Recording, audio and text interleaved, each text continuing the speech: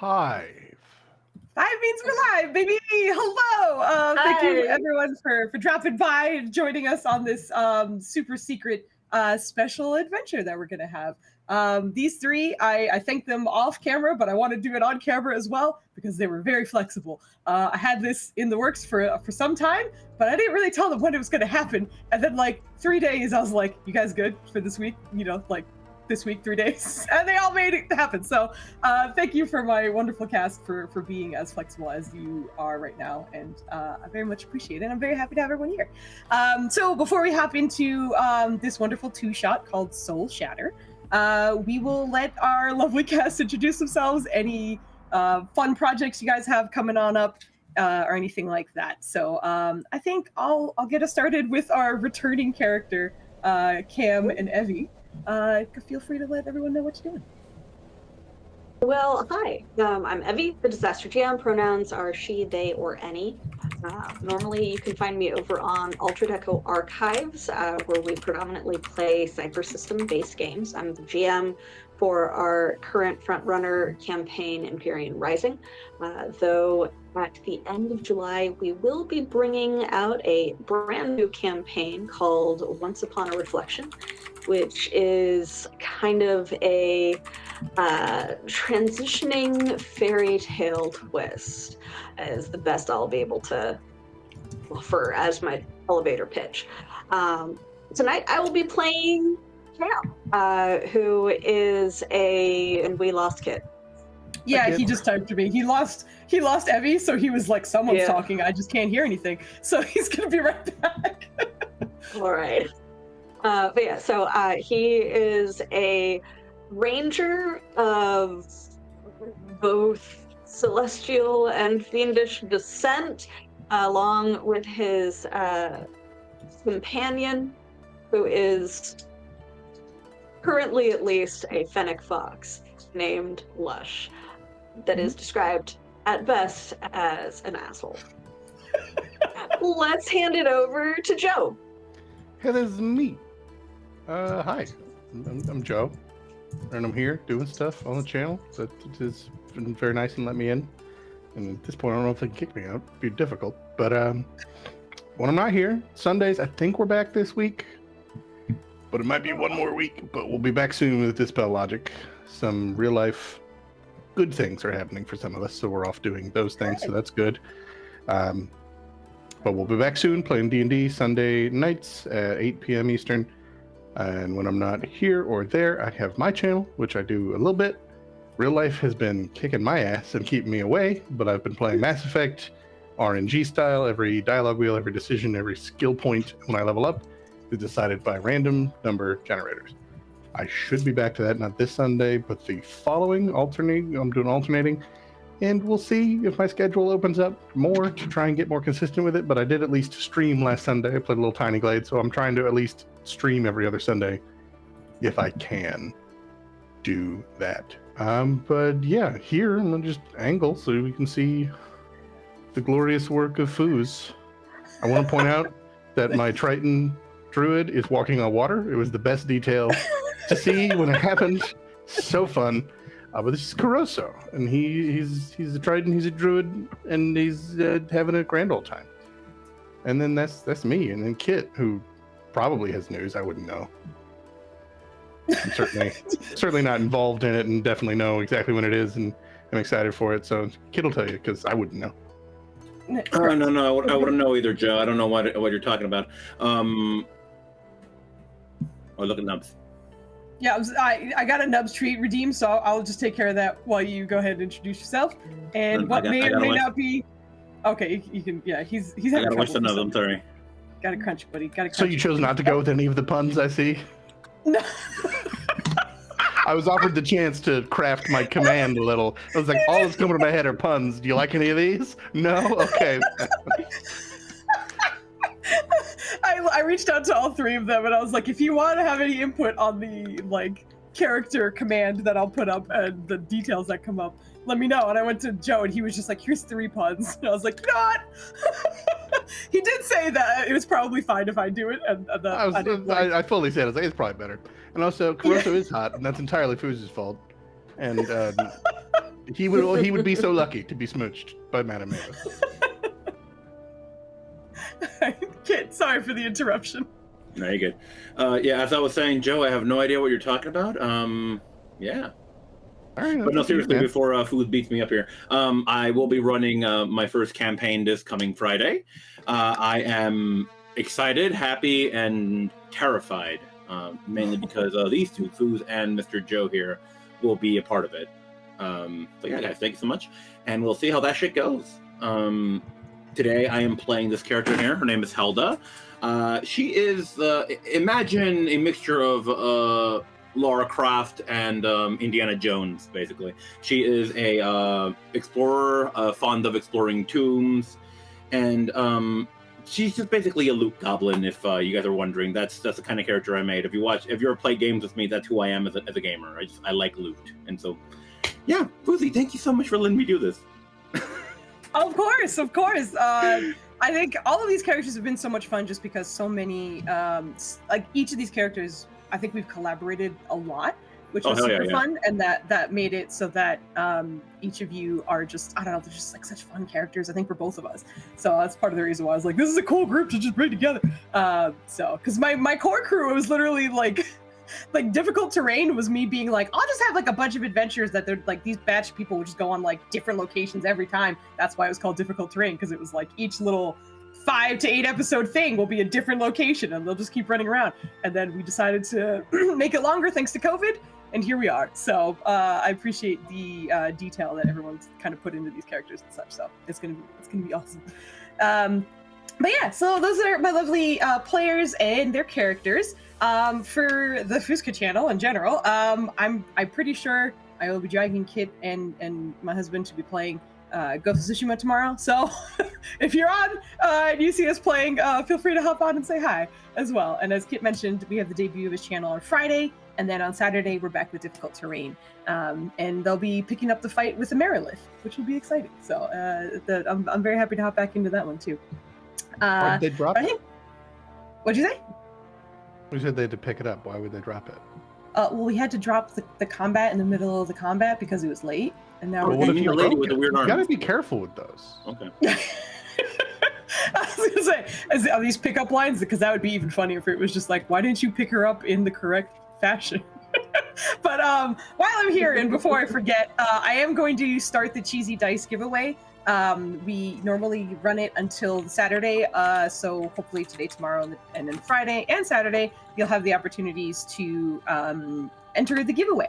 We're going to give away some cheesy dice, so if you're interested, go ahead and type in !raffle, and you will be entered in. Yes, Kit has some of his own over there. I do believe Insomnia won the last one. Yes.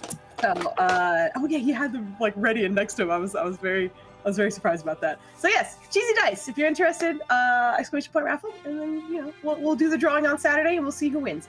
If you are subscribed to us, you get 1 extra ticket, so you get 2 entries instead of 1. So thank you very much. Okay, I think that is mostly it for sort of background stuff and whatever meta. Them be very cheesy dice. They are. I love them. I think they're adorable. So I think that means that we can get started on our adventure here, Soul Shatter, which also cracked me up because Joe was like, I just looked at the title, that doesn't bode well. Like, it'll be fine, don't worry. Like these are very friendly terms that we're coming to.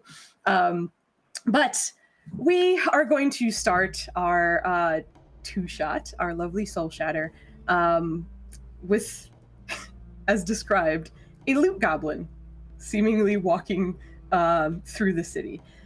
It had been a few days for you, but in your adventures out in the dunes, as expected, you had a few clues, hints, and tips and such of artifacts, magic items that you've been collecting. There have been some promising things that you found, but in some cases you found just kind of like neat little trinkets that you were able to sell or even just keep because you liked.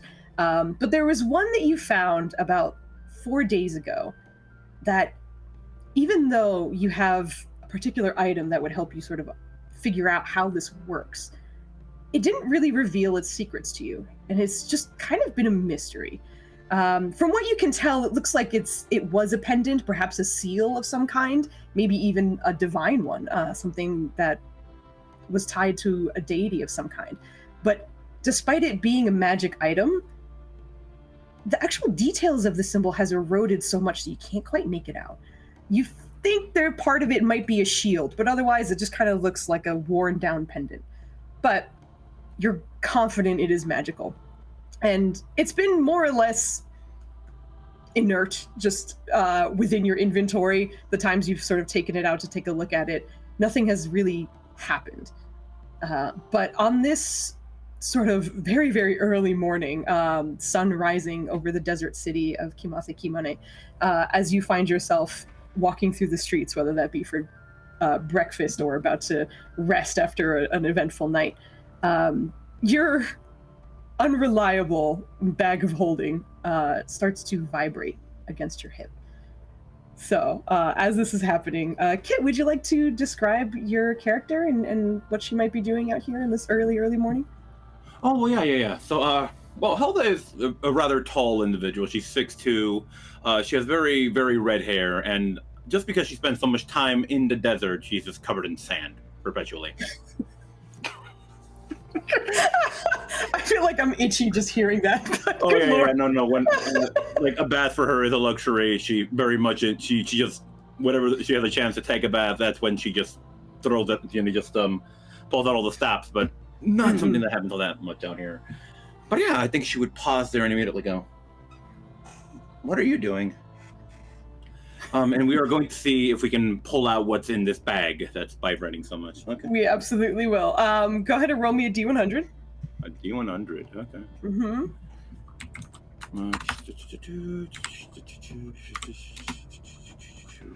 Do I remember how to roll 1D100?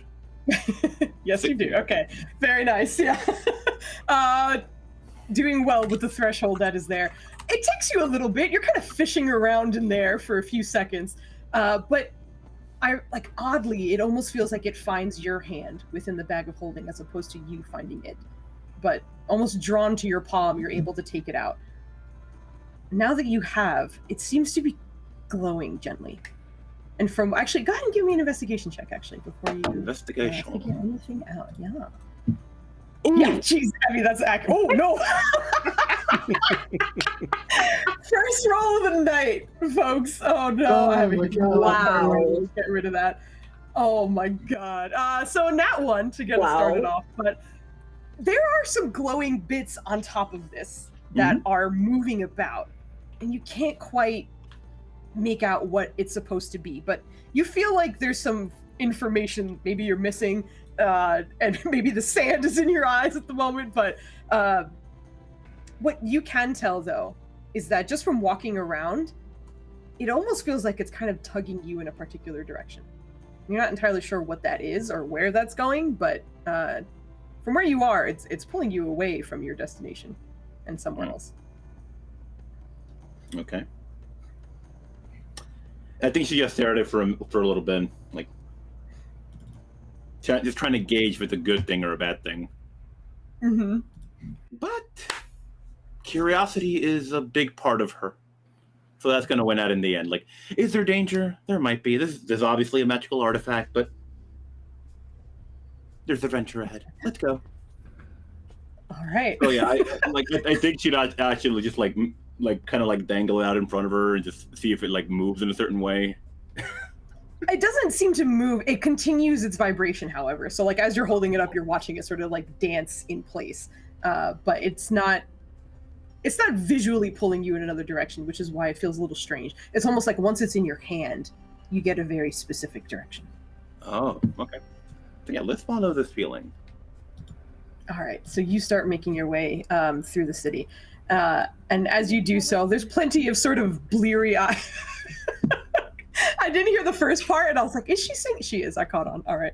But as you are making your way through the city, plenty of bleary-eyed citizens kind of getting up for the morning, whether that be to kind of tend to their stores or to get their day going.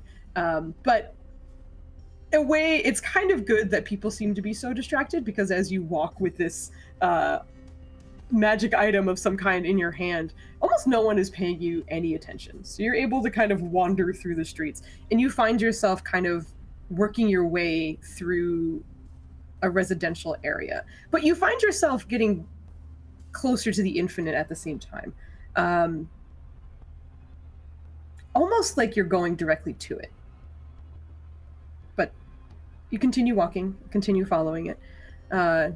Even at the distance and with the sun just kind of cresting over the horizon, the infinite is as sparkly as always at this time in the hour, in the morning. But as you continue on, it does take a turn into the residential area.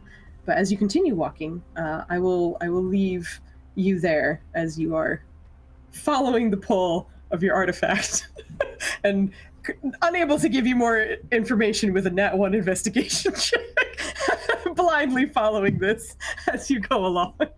But with that being said, we are going to pick up with a familiar face, Cam, with your fennec companion along your shoulder. He seems to be a little bit less focused than usual. Since you have been recruited by the Infinite and its guardian, you have been mostly sent on sort of reconnaissance missions, just getting information, getting an idea, getting a lay of the land. But for the most part, the guardian has been concerned about some of the most recent promised. The number has gone up quite a bit, and it has been steady over the years, but something has seemingly changed. And not only with the promised, but there are other souls that the protector, the guardian, seems to be concerned about as well. And in its own sort of divine way, the guardian has more or less given you an address that you were sent to go investigate. And rather than the other missions, which were mostly stay at a distance, take a look, see what you could find, this time the request was to directly make contact and see what you could find. See if there is any information there. And perhaps it's the social angle that is making it so that Lush is just less than interested in this particular mission. But it's easy enough for him to blend in as a fennec. But on your shoulder perched as always, and early in the morning, the two of you know what your task is for the day. And your companion on your shoulder is just half asleep, but still one eye open. Yeah, it's still a bit too early for Lush. Is drowsing there. I appear to be a fairly tall, albino-looking individual, potentially celestial in nature. There is something otherworldly about them, but tannish clothing and armor that would blend in well with the desert, distinctly not covered by sand. But just kind of walking along, attempting to navigate the city. It's not exactly my preferred terrain, but at this point I believe that I've been wandering about for a little bit, so I might, for the most part, know the way. And as you do, you can... Lush doesn't seem to move from his spot, but you hear him, as per usual, with your sort of mind link that the two of you share. What do you suppose will greet us there? Well, hopefully not another shark monster. I mean, it was fun? It was irritating, mostly. You did not get stabbed at all in that fight, at least, which is appreciated. I do my best. Awkward smile. You feel normally there would be some kind of chuckle from a creature hearing such a sentence, but instead he just remains still on your shoulder and mentions that he does his best to not get stabbed. Generally speaking, yes. Why are we going here? Other than Shiny Soul. Well, I know that talking will be involved, which is why I will probably not be involved. So I guess be nice. Be nice to the shiny soul. Mm-hmm. No further information as usual. Mm. All right. On our way. Just like kind of accepts it. They're just like, All right. kind of, yeah, they've kind of gotten used to this because Lush has never been, and at this point it's just kind of been observe and report back, and Cam is observant, perception-wise, understanding what he's observing. Not always there. So we saw the stats. Yeah. So he's just kind of like, okay, be nice to the shiny soul when you meet them. Got it. They're going to be at this address. You also find yourself heading in the direction close to the Infinite, but still within the residential area. Also, are those rainbow Gandalfs? It's Disco Wizard. Okay, those are amazing emotes. Hello, 20 sides to every story. Thank you for the follow, and those emotes are amazing. But much like Helda, this is where I will have you continue your journey off screen a bit. As instead, we go to our Triton fellow, who at this early hour in the morning, I will leave it up to you as to what he is doing in his home. But the sun is rising, and you start to feel the city stir to life. But go ahead and introduce us to your character and what he might be doing. Well, we visually can see he's blue, green hair, and just handsome as all get out. And it's the beginning of the day, and the circadian rhythms rouse me with everyone else. So I'm just kind of slowly getting about. I'm not urgent in most things, so I'm just kind of stretching, getting myself together, popping the shoulders, and just getting about, puttering about, getting ready to head upstairs and greet the day. So I'm just chilling in my house.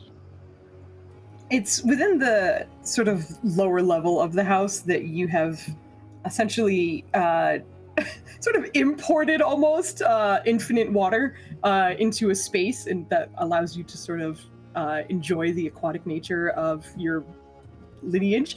And in this morning, from the distance, even from wherever you are and about to head out the door, you think you might be hearing it bubble, almost like it's boiling.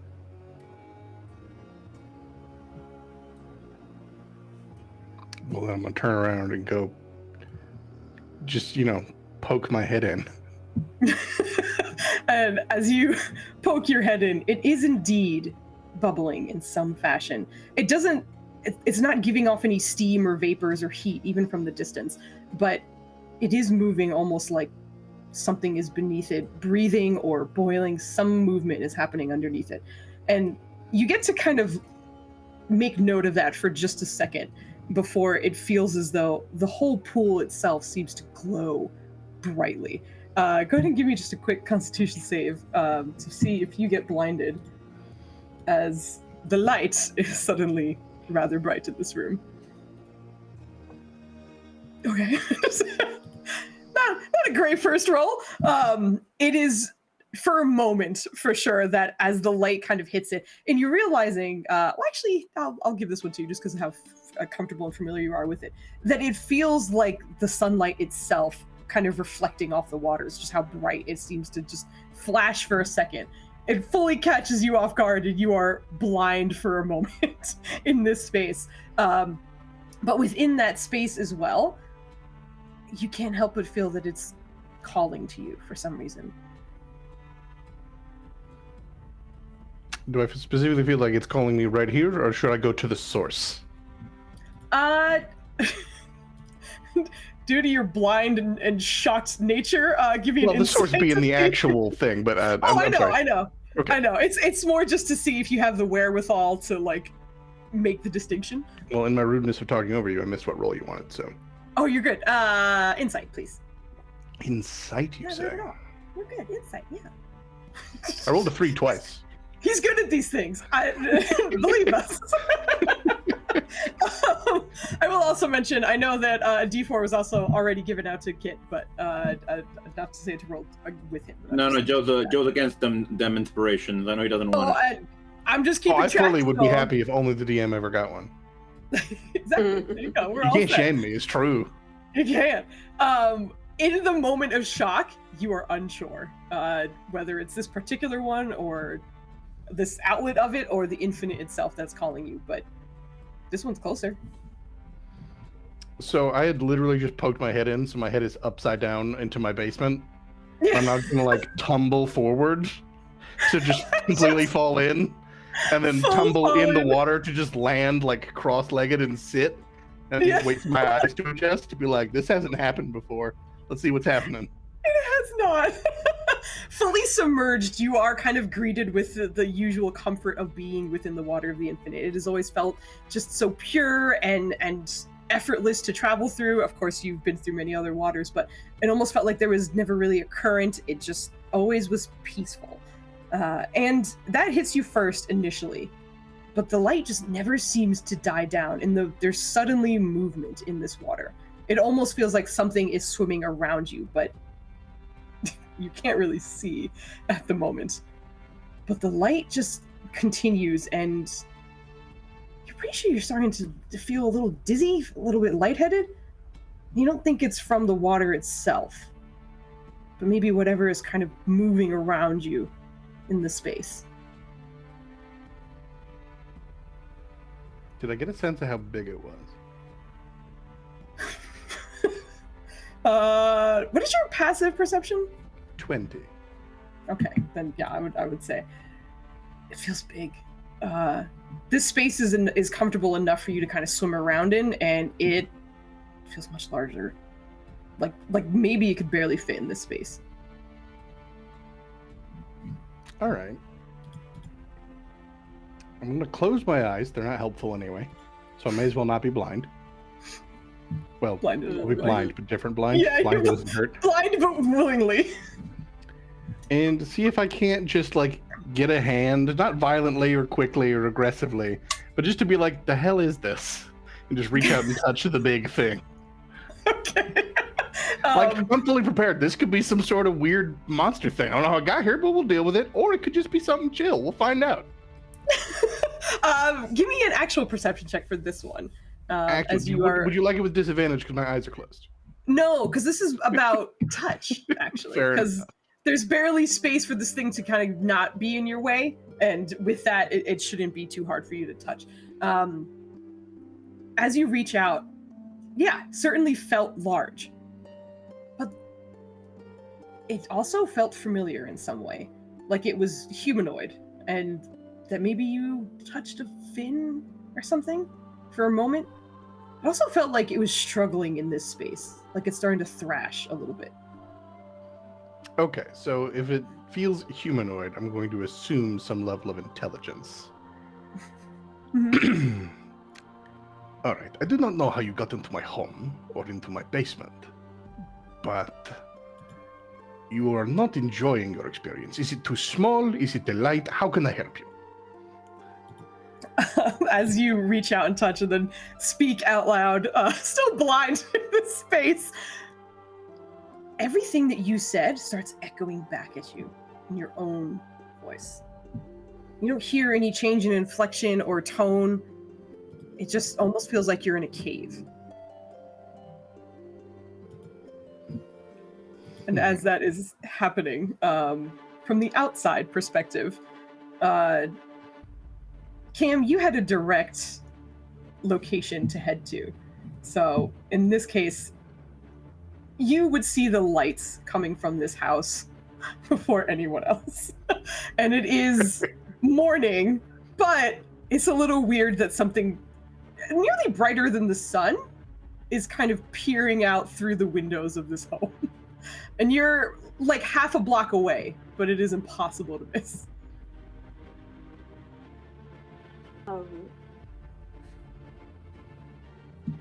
Rush, Hmm. do you think that's normal?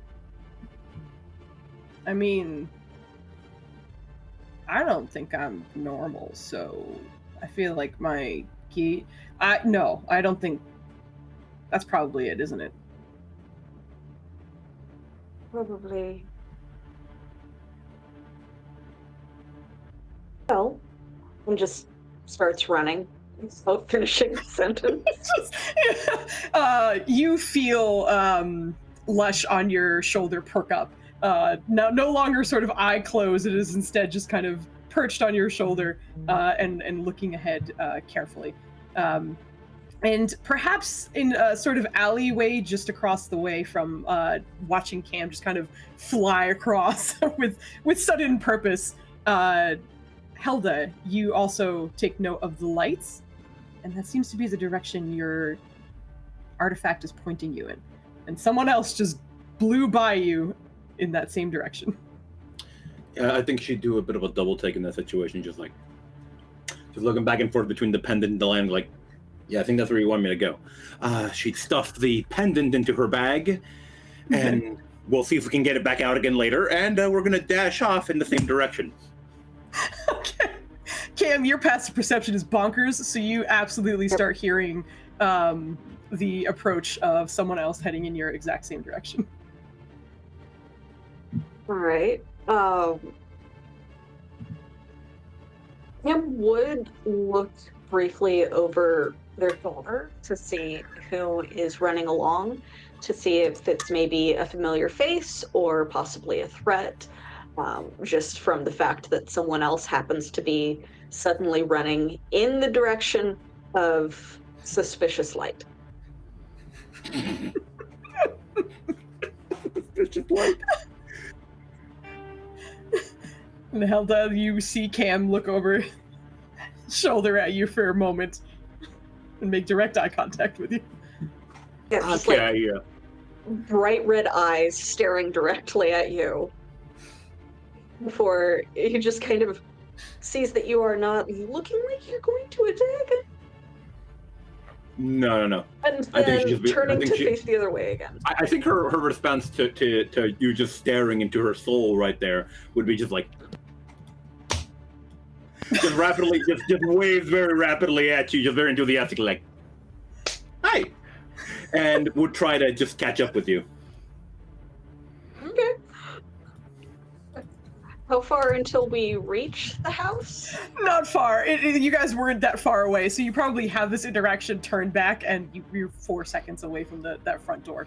But the light, even at the distance, and you do have, obviously, windows sort of blocking some of the lights. There are literal pillars of lights coming out of this home at the moment.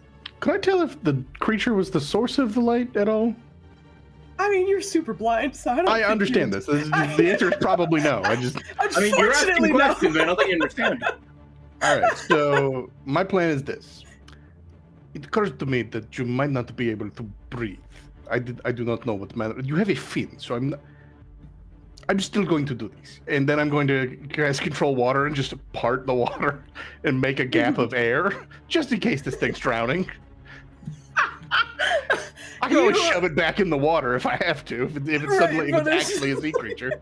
Just scooch this in, scooch this out.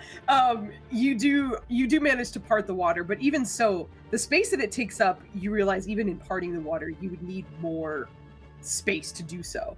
It's still, part of it is still kind of submerged, but now with some of the ground sort of visible, or not visible for you because you're still blind, but at least exposed in that way. Instead of the sort of thrashing that you felt through the currents of the water, you instead hear sort of thudding and thrashing around in dry space instead. And again, every word that you said echoed back at you.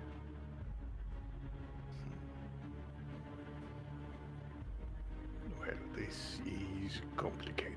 Okay. Go ahead and give me another Constitution save just to see if you may be able to see. Oh shit! Okay, very nice. It is not fully back, but you can at least kind of open your eyes a little bit and get some moving shapes and figures. You're able to make out the water parted. And from that, you're also able to see as if a figure is there, kind of limbs thrashing around in the water. But on the ground in front of you, you're able to make out what looks like feet and hands and elbows and just a struggling humanoid of some kind, just struggling with something in this space right in front of you. Like they're fighting some other entity, kind of struggling? You can't tell. Fighting something. You don't know if it's another entity, if it's itself. It's hard to make out. It is thrashing in place. I have so many spells, and none of them are to hold still, bitch. That would be helpful in this moment. None of them are, wait, please. But I'll leave you here again as something is thrashing right in front of you. To the two who have made it to your front door. And at this point, with how close you are, thanks, Insomnia. I just got a DM inspiration. Thanks, man. Yes. I appreciate it. Of course. But my boy showed up ready to do it right. He's doing it right. Thank you, Insomnia. You're the bestest, man. But with the thrashing happening in there and from you on the outside, you are both kind of keenly aware that if you open the front door or walk into any of the windows or find some way inside, you will be battling with extremely bright light. But you are able to hear the sound of thrashing water. That's kind of all you're getting. It's this bright light and something struggling in water. I am going to throw my cloak hood over my face to where it covers it to an extent. And because I do have very high passive perception, I'm going to kind of depend on my perception to navigate and just try to open the door, which I'm assuming is open since he was about to leave and went downstairs and That's got true. blinded. Oh, I don't think I've ever locked it. Yeah, I was like, I don't know if you would anyway. So, yeah. So yeah, it's just kind of like, well, and inside to just open the door, cross it over both me and Lush. Like, yeah, I think the moment you start going for the directly in. I'm sorry. But also, actually, hold on, Kit, right before you go. Cam, go ahead and give me a Constitution save. Yours will be at advantage. Okay.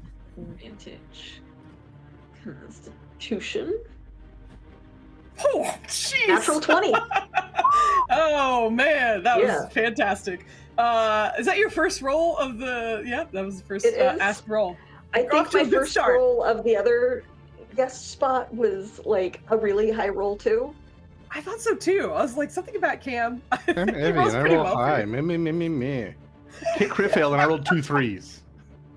I would also like to point out that I have blind fighting within. I thought so. I was like, feet. I'm pretty sure you have the blind sight as well.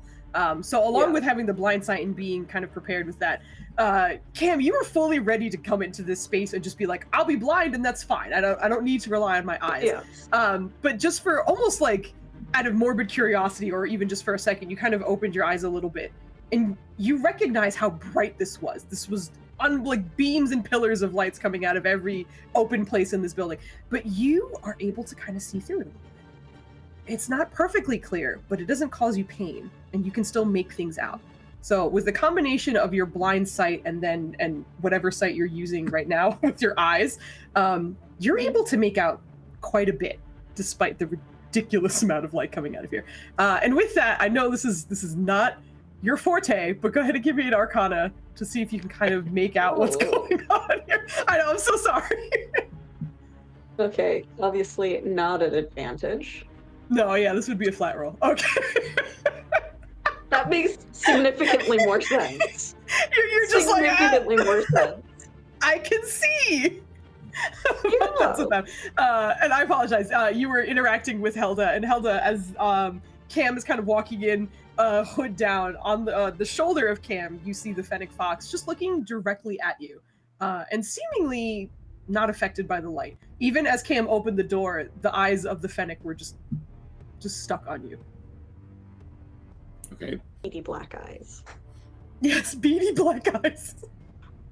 Yeah, I think what would happen here is she'd also be focused on the fox, like, oh, hello. She's fucking. She likes animals as well, but I think she noticed Cam just throwing up their hood and just getting ready to go and goes, oh shit, and just would have scrambled to grab her goggles just to jam them on in front of her eyes. Gotcha. And hopefully those will help with the light. They help with the sand. This is her logic. It's perfect. Give me a Constitution save as well as the light is peering into your soul. Wait, hold on. There's something I gotta read first. I think I might have something for that. Un segundo. Oh my god, that is such a cute gift. Jeez. Okay, rolling Constitution. Okay, yeah.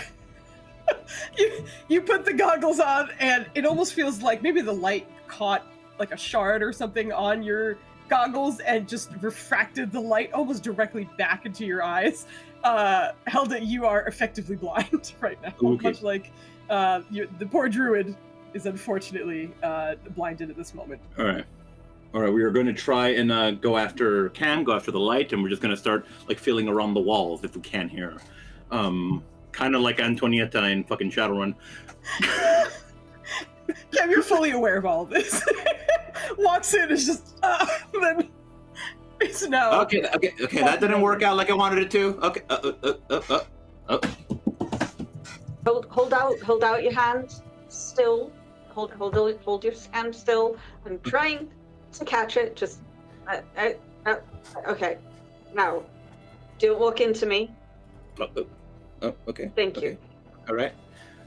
Couple cues. How do Cam's hands feel, by the way? Like what? Callous. What? Callous What got me? Callous from dealing with a weapon. Okay. Like hands. Anywho, they're warm, dry, calloused from dealing with a weapon. Can I hear people entering my home? You have I'm a not lot of being noisy I will be splashing loud in in front here. of you. I'll give you another perception check to see if you can find out. Sure. And Hey, the Emma, other you just got a question, D4 from Bogley. uh, Sorry, go ahead. I can see normally in lightly obscured areas, and as lightly obscured if it's heavily obscured. This is blinding light. It's not the same. I just don't know if that helps me at all. No, unfortunately, but that is a bonkers perception roll. So, yeah, you absolutely hear your front door open, and then someone saying, "Give me your hand. Give me your hand. Come here." You're pretty sure that the voices are approaching, but you do hear that. Okay. I still do not know who you are, but I now have guests that I must greet. So, here is what I am going to do. Then I'm going to cast Entangle to try and get everybody to stop. Specifically in the basement. I'm not trying to hit the people above me. Above, right. This is fucking incredible. But you cast your Entangle. Again, it's almost disorienting hearing your own voice coming back at you. It's almost like when you accidentally listen to your mic on the computer and you start hearing your voice just being ricocheted back towards you. You're noticing the more that you speak, the clearer it seems to be getting. Like initially it was almost like 8 or so echoes, and then it started getting clearer and clearer and less and less. Now it almost feels like there's only 2. But as you go ahead and do this, give me 1 second. Not that. Okay. With an incredible ass roll from me, you feel the vines kind of working its way into the space, into the water of this very familiar home of yours. The thrashing continues, but you are able to recognize that it is a restrained thrashing, where instead it seems to be kind of stuck in space and stuck in your vines. Is it one thing stuck? Or are there Yes, you would be able multiple to things? Okay. tell it's one. So I'm at least fairly confident that it's not a thing fighting another thing Yes. necessarily. Cool. And I did double check that this doesn't do damage because I didn't want to hurt anybody. All right. Yeah. No, Entangled does not. If you will wait one moment, I will address my guests, and then I will see if I can do something to help you. And then I'm gonna go upstairs. Okay. Sounds good. As you hop out, go ahead and give me another. This is like kind of a persistent Constitution check or save, excuse me, to see if you are blinded again. Yep. You step out and then are again, unfortunately, blinded. Maybe it's just kind of the different angle or getting yourself out of it. But for Cam and Helda, you hear all this coming from a basement. The stairs are not very hard to locate, but you hear sort of thrashing. It kind of settles a little bit, and someone seems to be talking. And then, Joe, I need a wisdom saving throw from you. Wisdom saving throw. I'm rolling so many saves. You're rolling so many saves. There's a lot going on. As you are stepping out of the infinite sort of puddle or pool that you have made for your puddle. It's a pool that you have made for yourself in your own home. But as you step out of it, you feel as though whatever sort of safety or just comfort that you had was immediately stripped away. And now here, suddenly you feel very vulnerable. And with that feeling comes a splitting headache that nearly renders you useless. But there's something that is just happening almost on a psychic level that feels like it's nearly psychic damage that is happening to you. It's hard to tell where you are right now, the pain that is going through you, but you are also subjected to memories and thoughts and just visions that don't feel like they're yours, but they all feel very violent.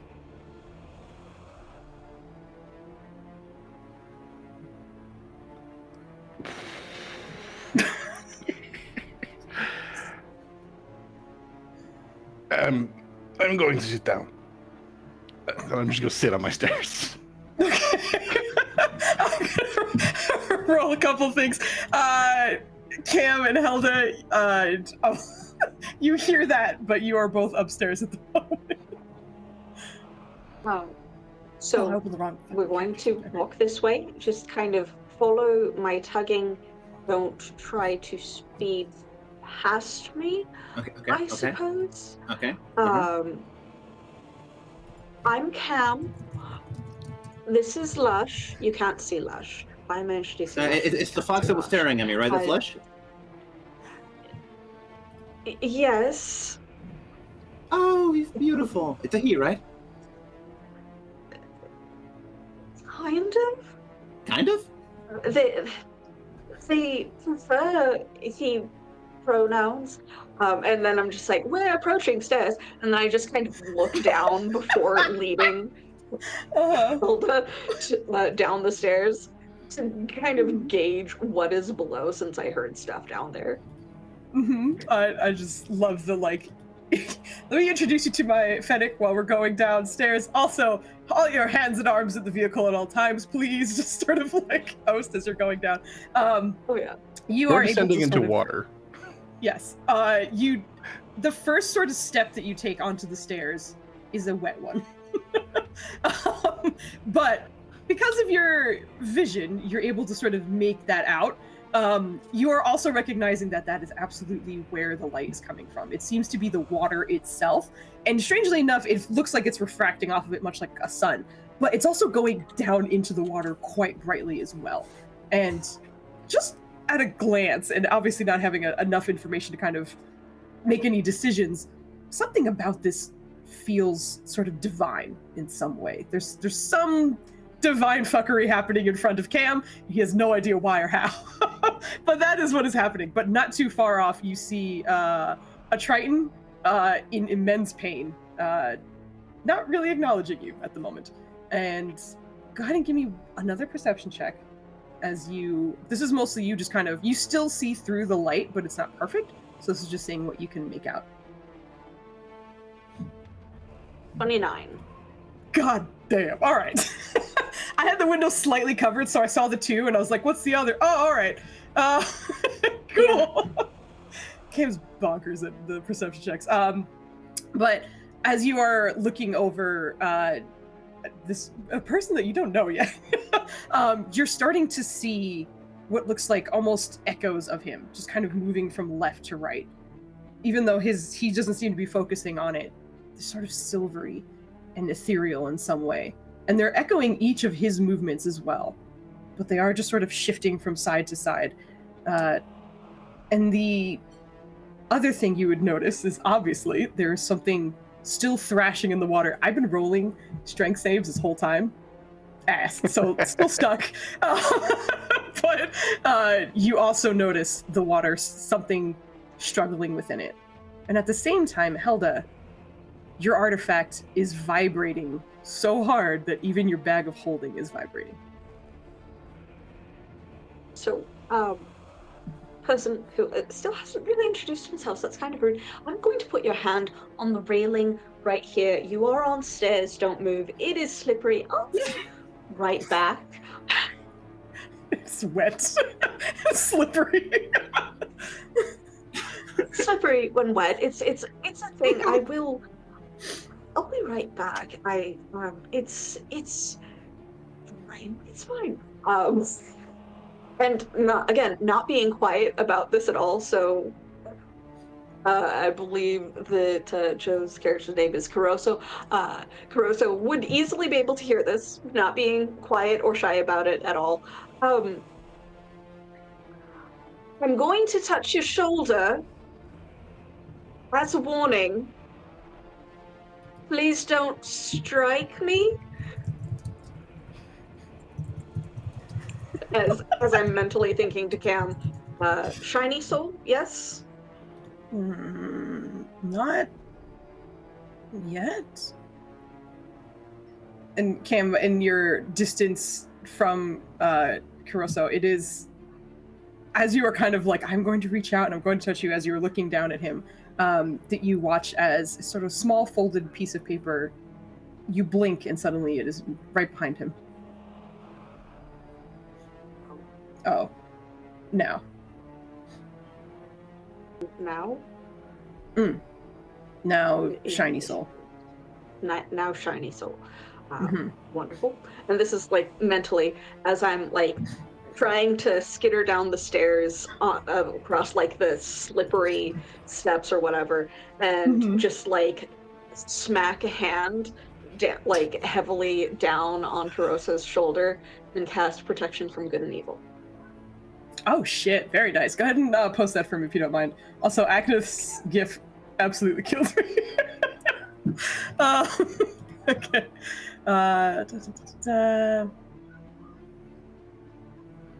Okay, awesome.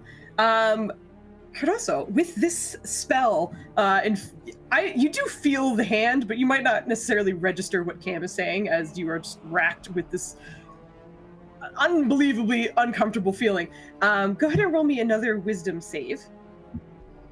As with this, very nice, very nice. You're able to sort of get your bearings a little bit and kind of see the visions a little bit clearer. It feels like it's from your perspective, your point of view, but you are certainly much taller and you are certainly much bigger. And the visions also seem to reflect a familiar sort of environment, a sort of familiar sense of people. And you and your family immigrated to this city, but you were from a different place. You know of it, at least, and you certainly have heard plenty of it. Your parents have educated you on it, but some of those visions feel like it's from there. You're not underwater, but it's certainly some coastal environment. But it is violent. Whatever you're looking at or looking through is violent. Most of these visions you are getting are you killing people for the most part. But as you are kind of making sense of that, you see Cam's. Well, do you see? I think you lost your last, so give me another con save to see if you can see who's in front of you right now. Nice, very, very nice. Yes, you are absolutely able to just slap the shit out of him. You are able to make out the very pale figure, both in skin and hair, looking down at you and casting a spell that is adding just a little bit of protection. It's not quite what you felt when you were in the waters, fully submerged, but it's reminiscent of that, at least. It's enough to get you to focus. Okay. Hello and welcome to my home. Are you lost or are you looking for me? Let me back up. There is something happening in my basement and I need to address that, but I also needed to address you. It is a complicated situation. Well, there was looking for a shiny soul, and the house itself was shining from the shiny soul. So I came inside to find the shiny soul, and you're shining brightly enough to be seen outside. It's a very complicated situation, yes. Hello, I'm Cam. Well, nice to meet you, Cam. I am Caroso. The water is, yes, very bright. I do not know necessarily what you mean by a shiny soul, but we can perhaps help you find it. If you would remain there, as soon as I left the water, things got worse. So I assume I need to go back and try and help this thing. Thing is perhaps rude. It feels as a person would, but it so far does not respond other than in my voice, and it is thrashing about. So I am going to, at this point, attempt to heal it. It has not done anything to intimate that I should hurt it, so unless you are familiar with strange beings that appear in basements and need help to cease thrashing. Well, the last time I experienced something that strangely appeared in the water, it tried to kill me and looked like a giant shark person. Well, they're larger than I, but that would not that. Well, to be fair, I am having difficulty seeing. I do not know if it is a shark person or not.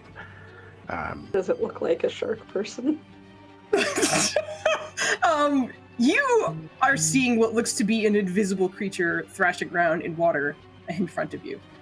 It's taking up the space, but you're not able to make out details.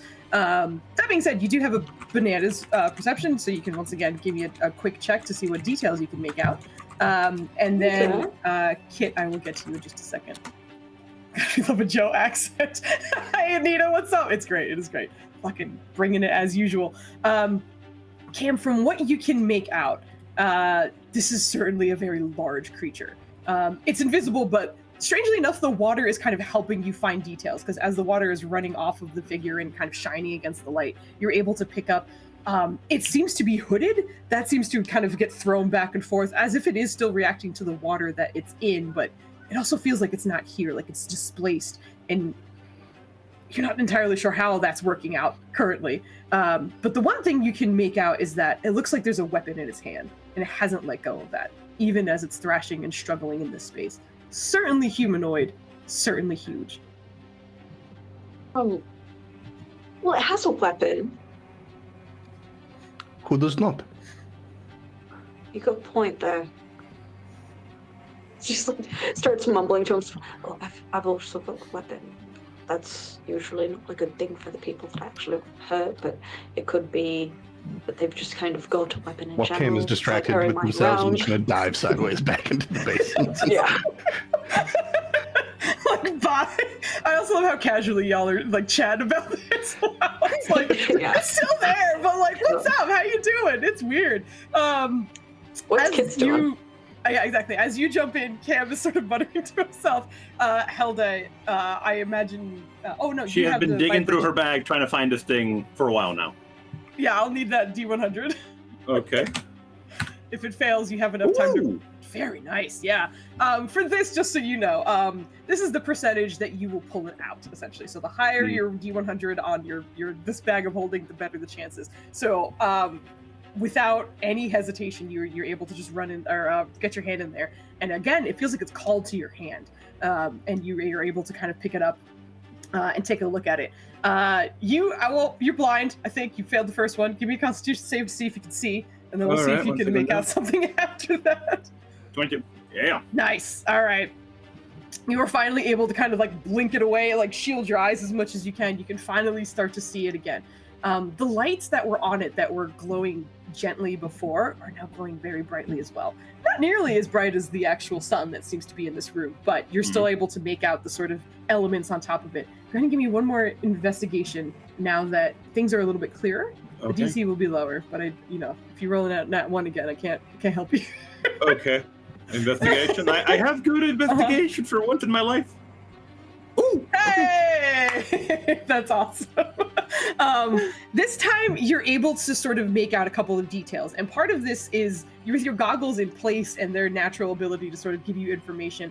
They yielded no information before, but now that you're sort of deeply studying this and apparently exposed to some kind of divine light, certain things are kind of getting a little bit clearer for you. The first is that there seems to be almost a compass aspect to this in the lights that are glowing. And it is pointing directly at Kidoso. And you actually watch as he dives into the water that actually kind of dips to kind of continue pointing in his direction. And it's not only that, but you're starting to notice that this item, you're just recognizing that it has charges to it. You've cast Identify on it in the past and you didn't get this information, but it has charges and it has 3 left. And you know that it started with more than that, but something is almost begging to be activated. But you know you only have 2 left, whatever that might be. And it's pointing at him. Pointing at Caroso. Mm-hmm. Sign it in blood. I think, so, just because of who Helda is, yeah, she would, as Joe is saying here, sign it in blood. So how would she activate this? Would she know how? No, that information is not given to you. I see. Okay.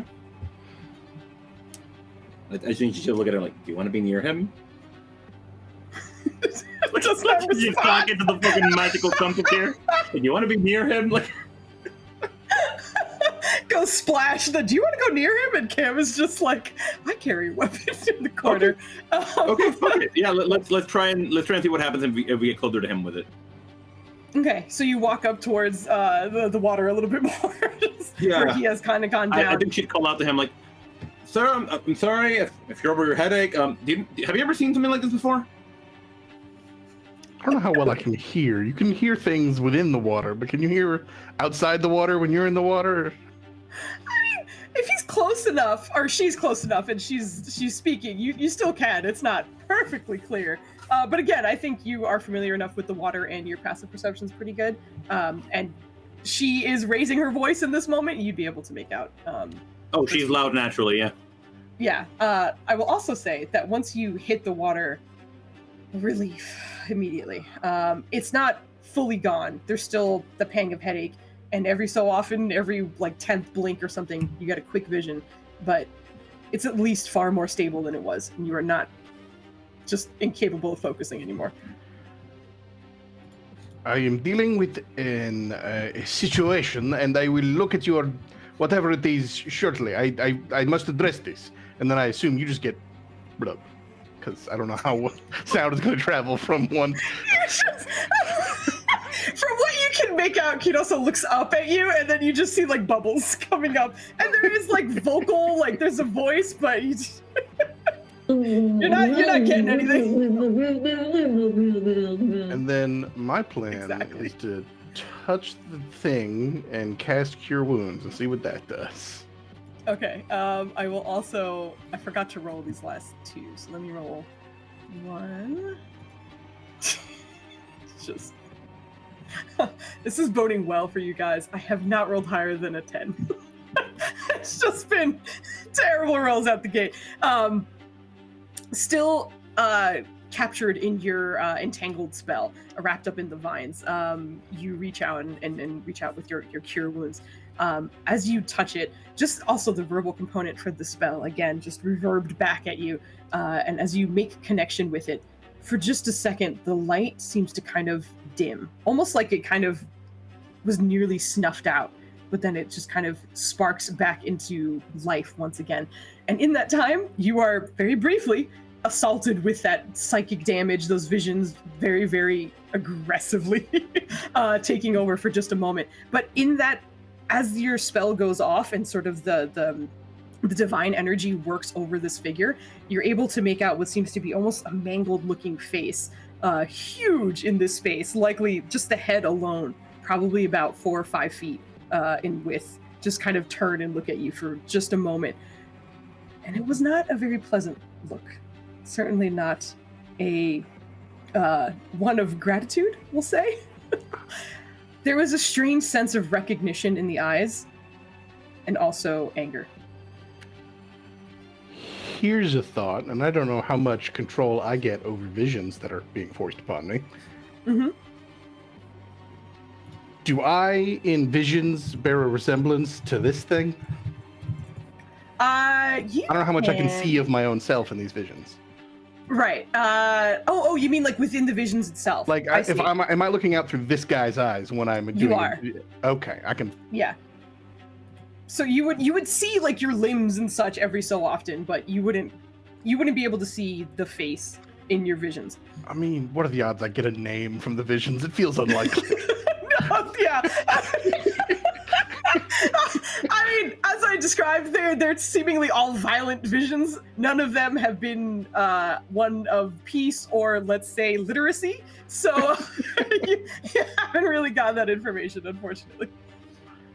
Fair.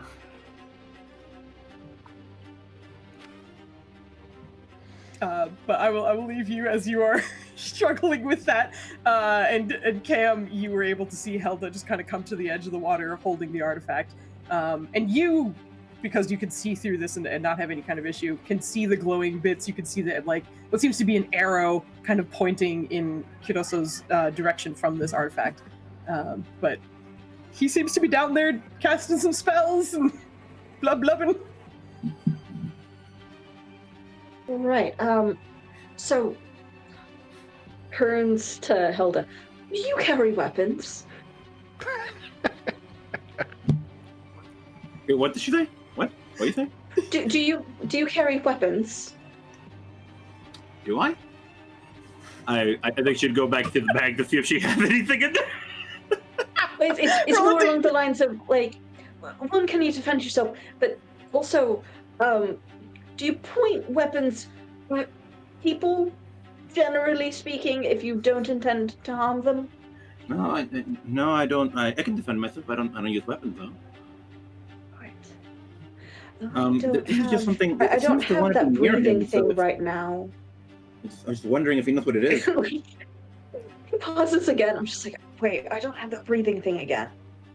They did a breathing thing then. I have it right now. I don't have the breathing thing. Can we see the giant face? Ooh, you probably not, unfortunately. And that's just because you're outside of the water and it's in like moving around, so you wouldn't really be able to make out the details. I think much like Cam, though, you would see that there's clearly a humanoid figure, but you wouldn't be able to make out acute details. Okay. As this is happening, Joe, please roll me another wisdom saving throw. That one. That one. Much like Cam was able to see, and Cam, you see this as well, Helda, you're starting to see what looks like almost cascading echoes, again, kind of coming off from Kiroso. Even though he's under the water, you can still make out sort of silvery, almost duplicates of him, just kind of expanding from him and then heading back in, and then doing the same, kind of mirroring all of his movements. Kiroso, you don't seem to notice this as you are interacting with whatever seems to be in the water with you. But that headache is creeping up, and it's getting bad. Cam, does that look normal to you?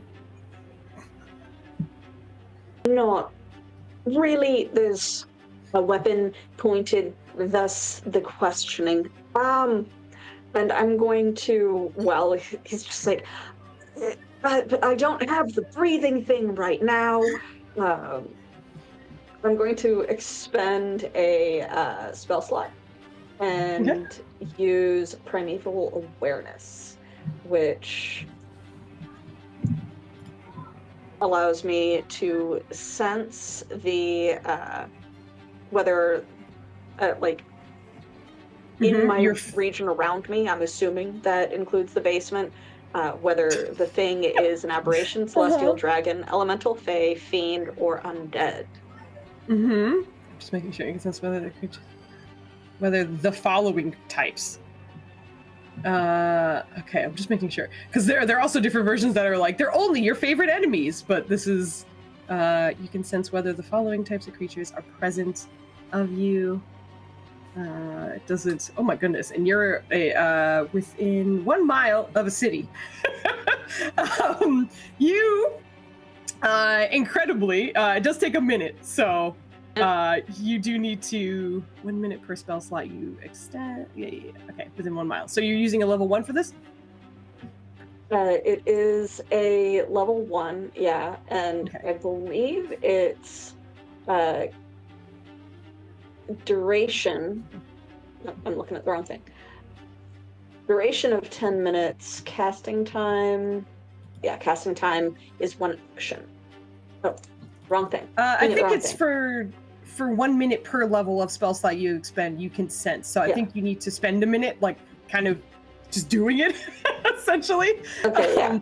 And then that would kind of give you some information. So I'll say that you are kind of. What does it look like as Cam just decides to focus really hard? Like, so I don't really have breathing thing right now. Do you know what it is? And I'm just kind of squinting at it because it's also bright and like poking gently at Lush of, do you know what it is? As I'm trying to focus on it.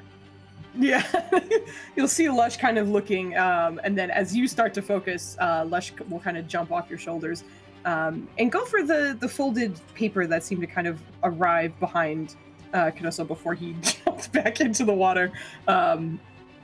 And kind of grab it. Sorry, Vogly. Yeah, my neighbors are outside. They seem to be playing or something. So Vogly was like, "Does anyone else hear kids?" Yeah, those are my neighbors. Don't mind me. But Helda, you'd see the Fennec jump off from Cam's shoulder and then just kind of take this piece of paper in between his teeth and kind of try and hand it to Cam. But Cam is focused, so I will leave it up to you whether or not you're. I think Helda would reach down and try and see if it'll give it like. Can I have it? If Cam doesn't respond, then you just see kind of like reluctance, and then the jaw like gently detaches, but the body language doesn't change. Thank you. I think she just like reached down, like hesitantly, like the scratch his ears, like can I? No, like. The second you scratch one ear, you see him just kind of like shake his head and back away from you. Like, okay, you didn't like that. All right, we're gonna look at this sheet of paper. Like. Yep. On it, you read, Kiroso is promised. Kiroso is promised what? Did he win something? Did he get some kind of inheritance? He's being promised. Probably less concerned with that at the moment. I'm trying to focus right now. There's a thing in water. It's got a weapon. Okay. It hasn't attacked yet, though. It might be a good thing, it might be a bad thing. I'm not sure if it's a good thing or a bad thing because there's both good things and bad things in the water. Assuming our boy is still restrained by Entangle, I'm gonna try. Hold on, yeah, let me give you another. Oh my god. That is a good point. 1 second. I need to roll. Also, that lasts how many minutes, Entangle? Is it 10 or is it 1? 1, I believe. 1. Okay, so that it probably would have stopped by now. Joe, do you have basement moisture? Like in real life? Did you say basement? Yeah, that's what Bogly's asking. Oh, okay. I gotcha. So I would say it would actually fade. Gotcha. Like right about. It would probably fade a little bit earlier, but just because this is fun, Sure. I'm gonna have it fade just about now. And Well, I'll still try that. Okay, yeah, go for it. Well, continue your thing to finish. Sorry. Oh, I mean, this is happening as it's fading. So if he was going to try that before you recognize that your spell was about to end, then you have a moment. If I have a moment, I'm just going to, okay, if I am Joe and you are me, then that is mine. And I'm going to try and take its weapon. And it's pretty much at this moment where, again, the pain starts to come back and rather than sort of the thrashing it was doing, where maybe it was trying to get out of the water or even break from your spell, it instead almost feels like it's trying to right itself, like it's trying to find its feet, which you can absolutely find in this basement floor, even though the water is here. And you watch as the hulking figure seems to turn directly at you. And it's, again, hard to make out details with the light and the water that is happening here, but you hear back at you, "You're supposed to leave. But now that you haven't." And as this happens, sort of more glowing, if you can even imagine, there almost feels like there's a rift that is kind of happening between your physical body and whatever is in front of you, as if you're being sort of pulled away from your own body, your consciousness nearly being yanked out fully. Go ahead and give me another wisdom saving throw. Hot damn. Coming in Still be hot. concentrating on protection from good and evil, I believe, because as it's a ranger feature, it's not a concentration spell. Okay. Well, I think you always have it prepared, but it is still concentration. But what you're doing, it doesn't count as a concentration, so your primeval awareness, you don't have to. It's not going to conflict with that. So yeah, that's what I meant. So I would still be concentrating on that, backwards. but the primeval awareness isn't ranger spell. Exactly. It's a ranger feature. I got you. So I'm a dingus. Okay. So with that, actually, that's a great point. Please give me that roll again because you have advantage, thanks to Cam's spell. Oh. Ooh. Cam out here doing work. Cam out here doing work. In the direction you felt yourself kind of being pulled out from your own body, it was very much in the direction of whatever is standing in front of you. And it's kind of clicking as this is happening, and whatever voice just came out of this, this feels like a fight for your body.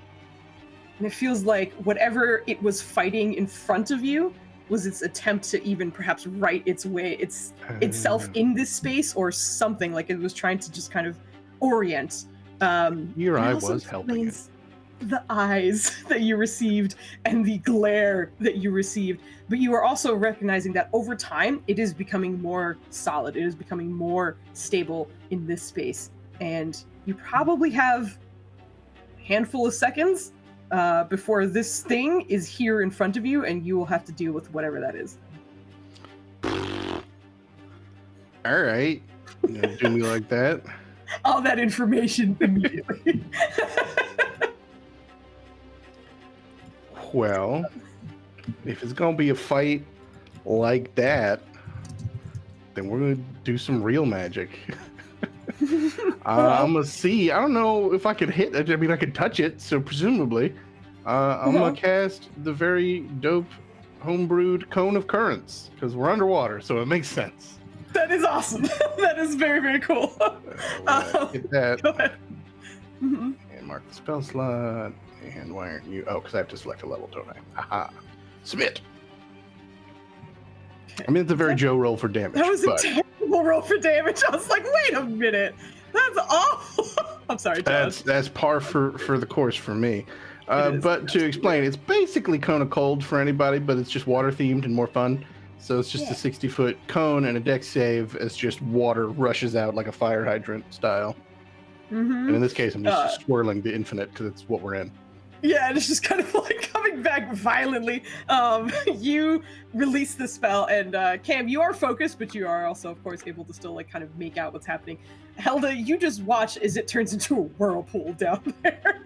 There seemed to kind of be struggle from Kenoso's body language, and then a very clearly aggressive spell coming out from him. As the water kind of sloshes around in this space, you see that the creature does seem to get affected by it, but not as much as you were hoping. And you're not sure if that's because perhaps it made it save for meta purposes, or instead you did feel fins on it. Maybe that gave it some kind of resistance as well. You're not entirely sure, but the spell does go off. And at this moment, if sort of combat-y things are kind of starting to happen, I will have us roll initiative. But I'm going to move us to a different map first, or just a map in general, because you guys are still on the starter screen. Which Evie did notice that Cam made it to the friendly the allies NPC list. So he is there. I'm going to move you to a very, very large map. Essentially, Kinoso's home will be all the way down here for you guys. Let me kind of move a couple things around. You guys are in the basement of said home, so you are not necessarily outside of it. This is just for visual reference, of course. But go ahead and select your tokens and roll some initiative. And we'll get started with what is happening. This is fucking terrible initiative. Why is this happening? Oh my gosh. It's okay. It's okay. Nice. Let me get his roll in as well. She was not expecting the whirlpool. That's. I mean, who is Like the Spanish Inquisition, you know. correct? Okay. So, as this sort of whirlpool is immediately kicked up in the space, you all start to see this just larger creature kind of just fully facing Kiroso and reaching out with some kind of weapon. It is also going to try and focus and make its way through. So I will roll that. Okay. As it just kind of reaches out in front of it, clearly reaching for Kiroso, you're a little relieved as whatever bladed weapon seems to be in its hand kind of phases through you. It was direct hit. It would have likely gone through your chest and your torso. But instead, it just kind of, you feel the movement through your body, but there's just like a numb sensation to it. And you're very relieved to see that no blood seems to be coming out and nothing seemed to have affected you. However, you are starting to see more details, more colors. The skin is indeed sort of greenish and scaly in some ways. The elbows also kind of have fins coming off the sides. It's still hulking, and the face is just sort of mutilated in some way that you can't quite make out. The eyes don't quite align. The nose is broken, what it looks like, and it is solidifying a bit more. For Cam and Helda, you are watching as those sort of echoes of Kiroso are getting more and more sort of vibrant. You're seeing a lot more movement in those echoes of him. They are still echoing his movements, but they're a lot clearer, essentially. But with that, and it's trying to focus to come to, you are recognizing you probably have a round or two before it is fully here. But that is its turn. We will go to the next person, which is Cam. Have I had enough time to be able to identify what this might be? No, unfortunately not. I think this was happening towards the end of your 1 minute, but it would still be with it. Actually, you know what? Let's have a luck roll. Let's just give it a good old luck roll and see if maybe Cam started it a little earlier than we thought. Again, give me a d20. 10 or higher. Double digits. Nope. Nope. Unfortunately not. Can't always roll great. Tanya. Cam usually does, yeah.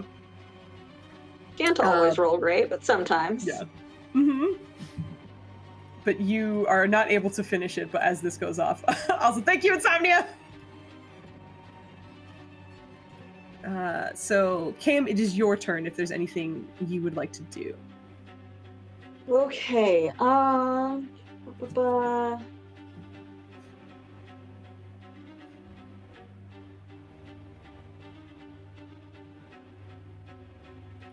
it is, like, how deep is the water down there? Like, is it terrain that I could theoretically enter? Or would I have to yes, swim? You could absolutely be submerged in it, if that's what you're asking. But Well, it's basically, would I easily get into it, or would I need to, like, swim to get to the guy? Oh, from where you are? A little bit of swimming. It wouldn't be too far just because of how large this creature is. Okay.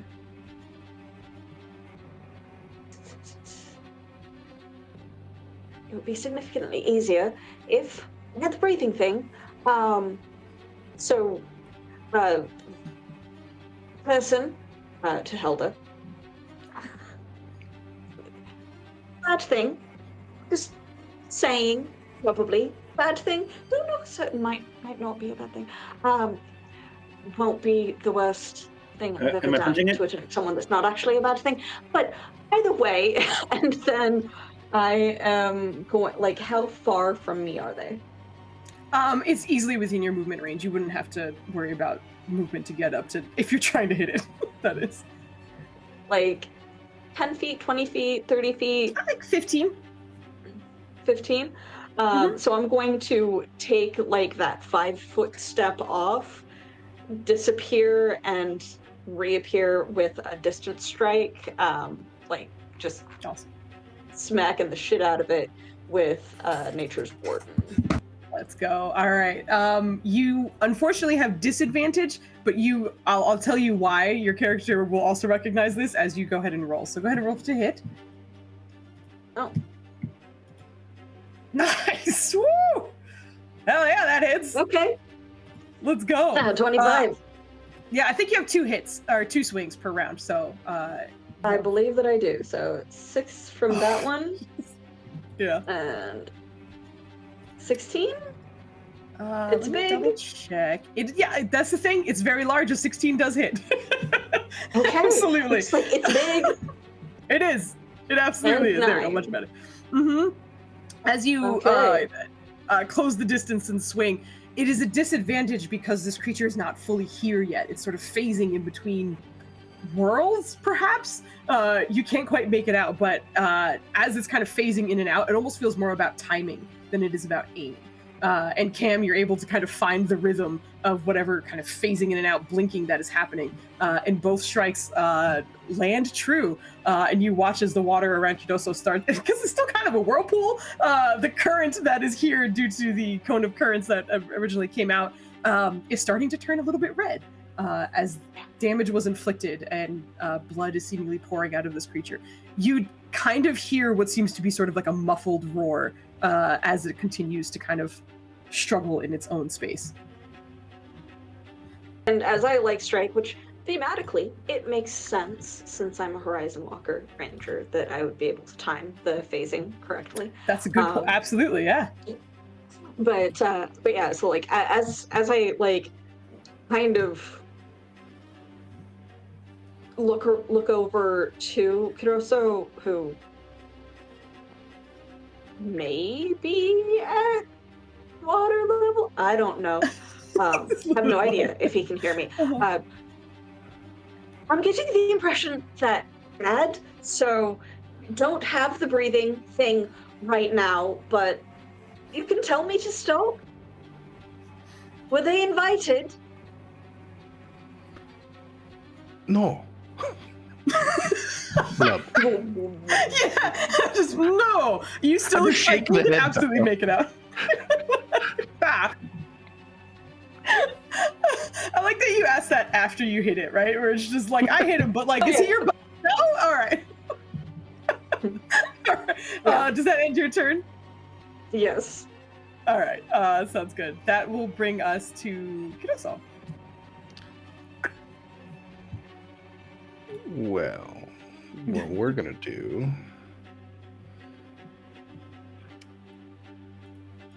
is, I think, get a little bit of additional help.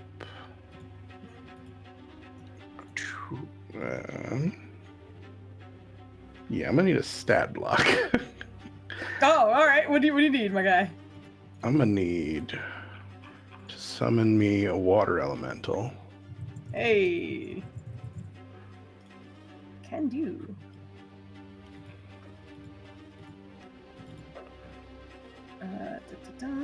Where did it show up? Have we summoned this before? I don't know. Hold on. I was able to drag it out. Let me... I'm just gonna... Oh, wait. Did that work? Did that do some goofy shit? Hold on.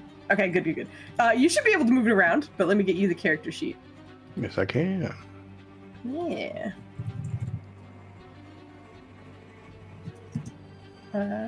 Interesting. It is not coming up, even though I clearly have it. Hold on. Didn't mean to break everything. No, I don't know why. Most of the time, if I drag it out, then it's just like, oh, it's here. It's right here. So let me... What if I do this instead? I'm going to drag it out going again. through my Don't be list alarmed. that a lot of my spells that could affect and hurt an enemy I'm like, that's gonna like ruin my basement though. I know, yeah, and like thankfully because of where this was, you weren't in danger of destroying your basement. But like that's a real threat right now. That's a real probability that could happen. I'm just dragging so many of them out here. But the character sheet for some reason is just like not showing up. I can just pull up the stat log on my own. Yeah, if you don't mind for now, I'm just gonna see if maybe I have it like in inactive enemy or something. Otherwise, it's not showing up for some reason, which is bizarre.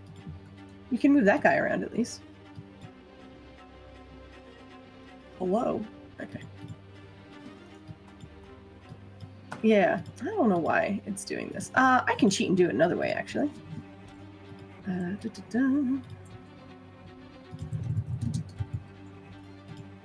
Also, after this first round of combat, which will end with Helda, we're going to take a quick break because I realized I forgot to take a break. So we'll take a quick break right after this. Import. Did you import? Okay. Oh, you know, as you're pulling it up there, and now that might be just based on the health I'm seeing. That might be a full water elemental versus an elemental spirit. Oh yeah, that's correct. I'll take it, but that's above the spell slot I cast. It is. Yeah. No, the elemental spirit. You're correct. For that, okay. I actually did get a freaking character sheet for this one. I don't know. I think it's like, is it based off levels? I can't remember. But anyway, it is based off the level of the spell. Oh, hey, look at that. That one actually seemed to work for whatever reason, but feel free to adjust. Yeah, someone's seeing here. I don't know what's going on, but it's fine. To move Foos around? How dare you? Well, finally buys one. Make a whole new sheet, so I will do that during the break. So we're okay, sounds good. Time. And sounds good. I've just got stat sheet for it taking its turn right after mine. So the spell. But it takes its turn immediately after yours, exactly. Yes, so it gets 2 attacks because I cast at 4th level. Let's see, my spell attack modifier to hit and does a d10. This will also be a disadvantage just because of the phasing nonsense, but go ahead and roll to hit. The hell is my spell modifier? I know this. It's not brand new character. 12. Okay, so plus 12. This is brand modifier. So d20. So that's a 20 to hit and a 17 to hit. It's a good thing this thing has low AC, apparently. This thing has low AC. It's a big boy, so he's the size of a house, so it's pretty easy to hit. Yeah, that hits. 7 bludgeoning and 9 bludgeoning. Okay, thank you. Yes. Okay. 7 and 9. Gotcha. You again start to hear the sort of muffled roars, and now you're starting to watch as bubbles are coming up as it's screaming, and as it seems to be nearly here. But that was your turn. I think the elemental's turn. Yes, that attack was the elemental doing it, so we're good. Sounds good. That brings us to Helda. All right. I think, watching Cam and watching Caroso get involved, she's been standing there like, are we going? Oh my God, we're going. We're going. Okay, so what I'm trying to remember here is why do I have sneak attack twice in here? Okay, that's weird. Anyway, so we are going to try to attack the big face man. The question I have is, can she get down there safely? Can she come after this man thing? You would have to be in the water for it, so you will likely need to, you could tread water and do it, but it's not the most comfortable position for a monk of your training to be in.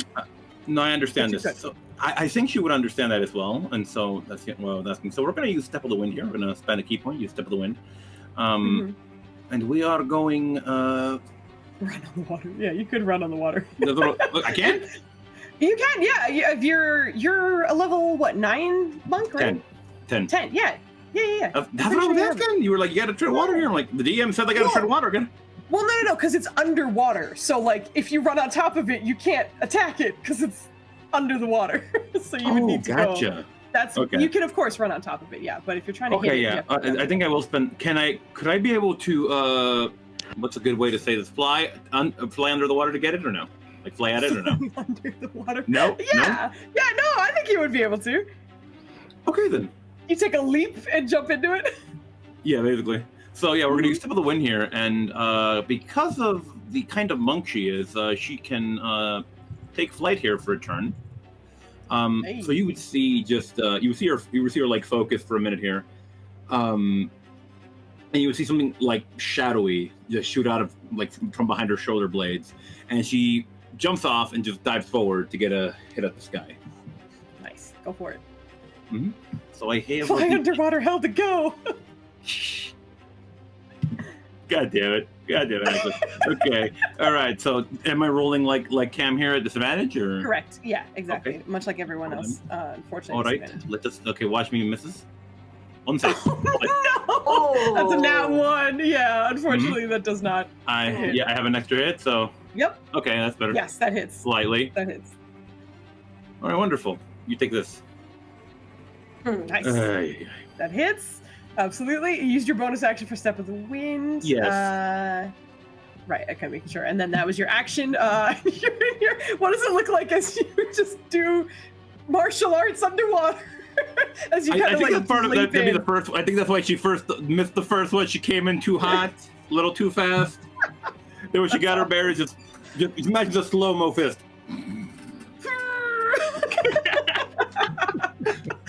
Seemingly catching part of this creature underwater. All right, so with that and your turn ending here, it goes back to the top of the round. We will take a break, but right after this, essentially. But as it starts to focus a little bit more in this space, you, like, I think for the most part, Kiroso, you would notice this first, but it feels like it's displacing more water as it seems to solidify more in the space in front of you. Give me another wisdom saving throw as the rest of you are starting to watch the details of this creature come into full view in front of you. Thank goodness. Very nice.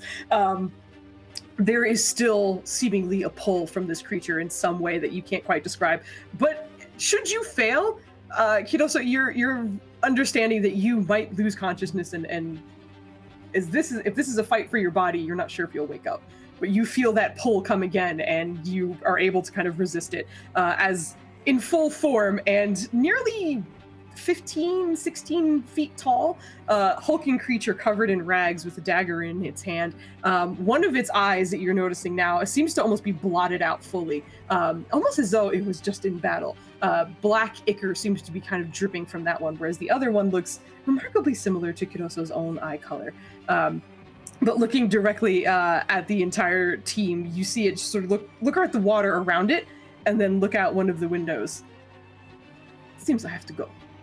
Get there first. And it is going to use its action to essentially dash out of the room, which does give, I believe, everybody opportunity attacks, as it is going to bust out the wall. But we will have you guys roll your opportunity attacks and essentially see how far it gets before we take our break. And then come back to you. All right. Yes. Crying like a punk. Tell him his tears stank. That absolutely hits. Okay, submit again. That misses, unfortunately. Okay. For the life of me, I can't find my staff on my list of attacks. Did I even tell the thing that it has an attack? No, I didn't. You're like, it's just staff. Why do I need it?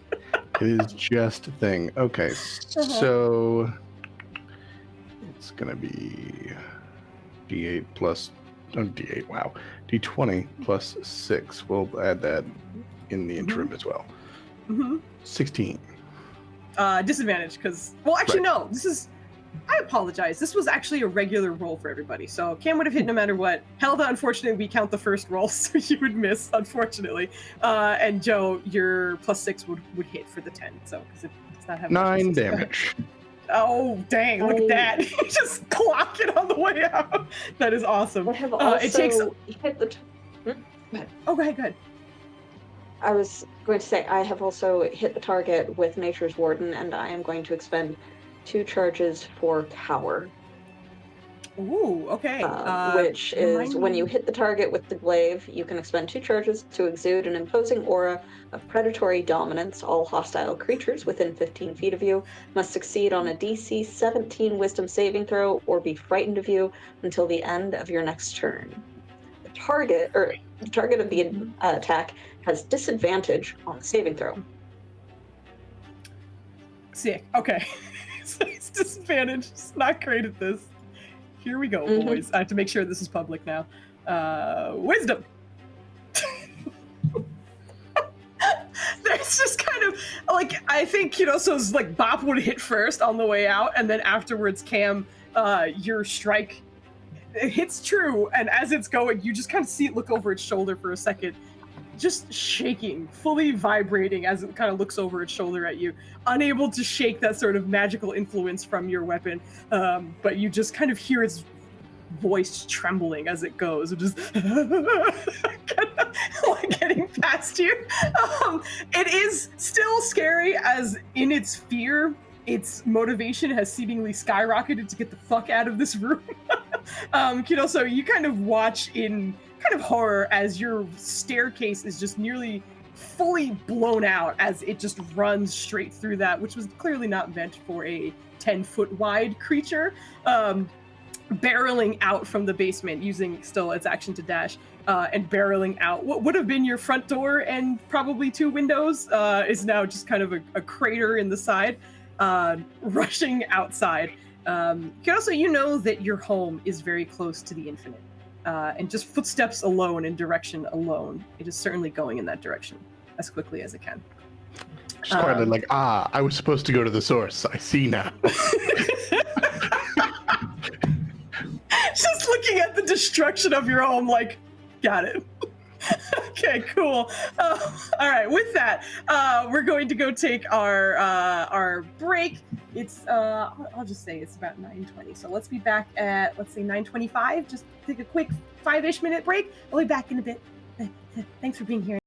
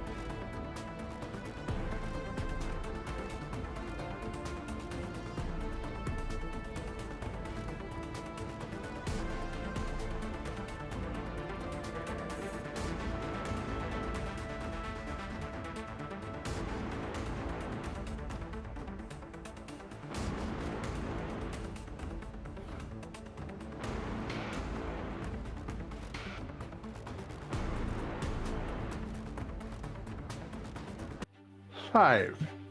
5 means we're live. We're back, baby. We're going to be picking back up into our combat as this large creature that has just materialized into space and seems to be fighting some kind of battle. This is going to sound terrible now. When I heard the sentence in my mind, I was like, I shouldn't say this out loud, but now I will. It's a battle for Kadosa's body, essentially, and is trying to possess it, but it sounds terrible now. But that's what's happening, and but he seems to be dashing for the infinite right now. So, combat mortal in reverse order. I love it. But I will put him on the map now, and you guys will see what you are essentially chasing out. I will say, because he used about 60 feet, because he was in the pool and he had to run out dashing to get out, you know that from where you are to where he is right now is exactly 60 feet. There's going to be a little shenaniganery because you're like in a basement or whatever, but you guys getting out, just know that if you have more than 60 feet, you can use him as a gauge.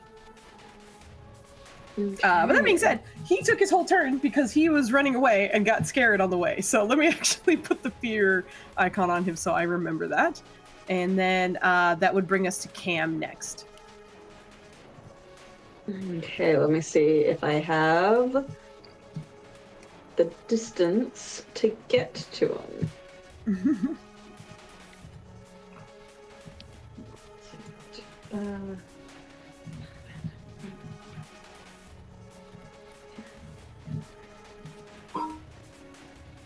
Oh no, it was never mind. Would have to dash to get to him. Is it obvious that he is? I would have to dash to get to him. Is it obvious where he is going? Like, I am not connected to him the way that Kirosa is, and also I'm an idiot. It'll be obvious when I shout it in a minute, but you might not know yet. You are an idiot, but you it sounds horrible saying that out loud. Like, you are dumb. But what Cam is great at is tracking and location and target assessment and such, like things like that. So just in your sort of navigational and situational awareness, you would be able to tell. Also because essentially where Kadosa's house is stationed, it's like you make a left, the infinite is right there. You go right, and that's the rest of the city. So the fact that he's clearly leaning towards the left side of the town, the city, is enough information for you.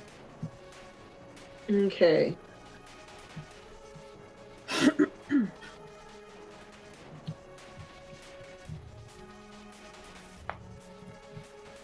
I don't know either of them well enough to have been able to assess which I would need to help more.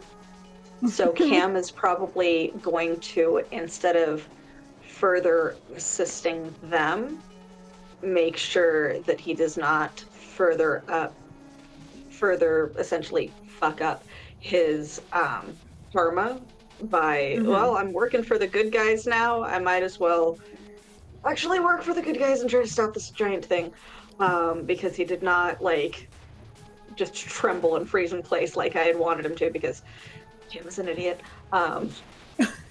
So he's gonna do a full dash action to get out there and to him. Okay. I just saw Vogley's comment. I just somehow missed that. Oh gosh, we need an eyebrow thing. Anyway, yes, you're able to dash. Again, where he is exactly is 60, so you could kind of match up with him if you wanted. Because I think your movement is 30 naturally, right? And then you could go a little further if you wanted. So I can't do the additional 10 feet unless I am also able to attack. Right, which you would be in range of him. So you could attack him with just your move. Dash. I'm sorry, you used your action. Never mind. Correct. Yeah, I had to action dash because I am not a rogue. Correct. Yeah. Run your ass off. But you are able to make it up to him, in which you just kind of hear more whimpering sounds as the cause of his fear is right up against him. But I do believe it ends at the end of your turn. So you dash up and you see the fear, and then you kind of watch it wash away, and you just see frustration over the mangled face in front of you. That was very rude. He's still looking forward. Which will bring us to Kiraso. All right. Your house I'm just is gonna. devastated. Yeah, well, one thing at a time. Yeah. For the benefit of the other two, he's trying to get to the water.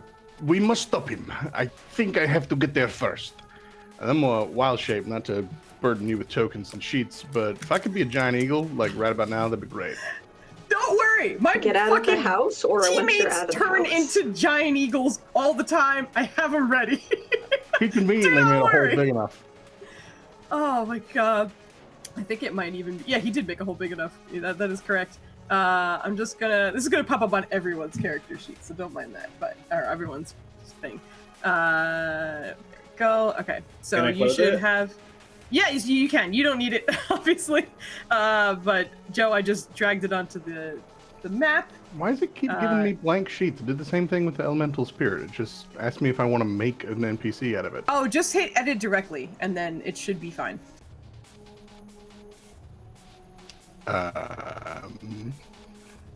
Did it not work? Just as a blank sheet that I'm editing directly. It's called Giant Eagle. Heck? That is bizarre. Okay, awesome. Does everyone else, do you guys see the stat blocks for it, or I'm gonna show players one more time. It's the blank sheet, yeah. Oh, weird. Yeah, I see that for you guys too. Okay. Have you shared one more thing. your stuff with us on this copy of the game? Good question. Yes. I'm gonna double check. Yeah, it's all players. Yeah. Just had to... If you go into the journal, you can just click on Giant Eagle. Oh, that probably will do it. Does that work? Let's see if it works. It's Giant Ape. No, it is Giant Eagle a lot too, Bogley. Like many times. I think Ryland alone has been a Giant Eagle at least 3 times. Like I'm pretty sure Valen has at least once. That is a Under function friendly sheet. NPCs, Thank you, Abby. Giant Eagle, right there. So many sheets. All right. And before I turn into a bird that can't talk, I will give a last order to the elemental spirit, which is, do not let him touch the water. Then I'm going to pick it up with my giant eagle talons and fly it up on my boy. Can you pick up a water elemental? What does that look like? I mean, I'm sure you can, but that is just crazy to think about. Okay.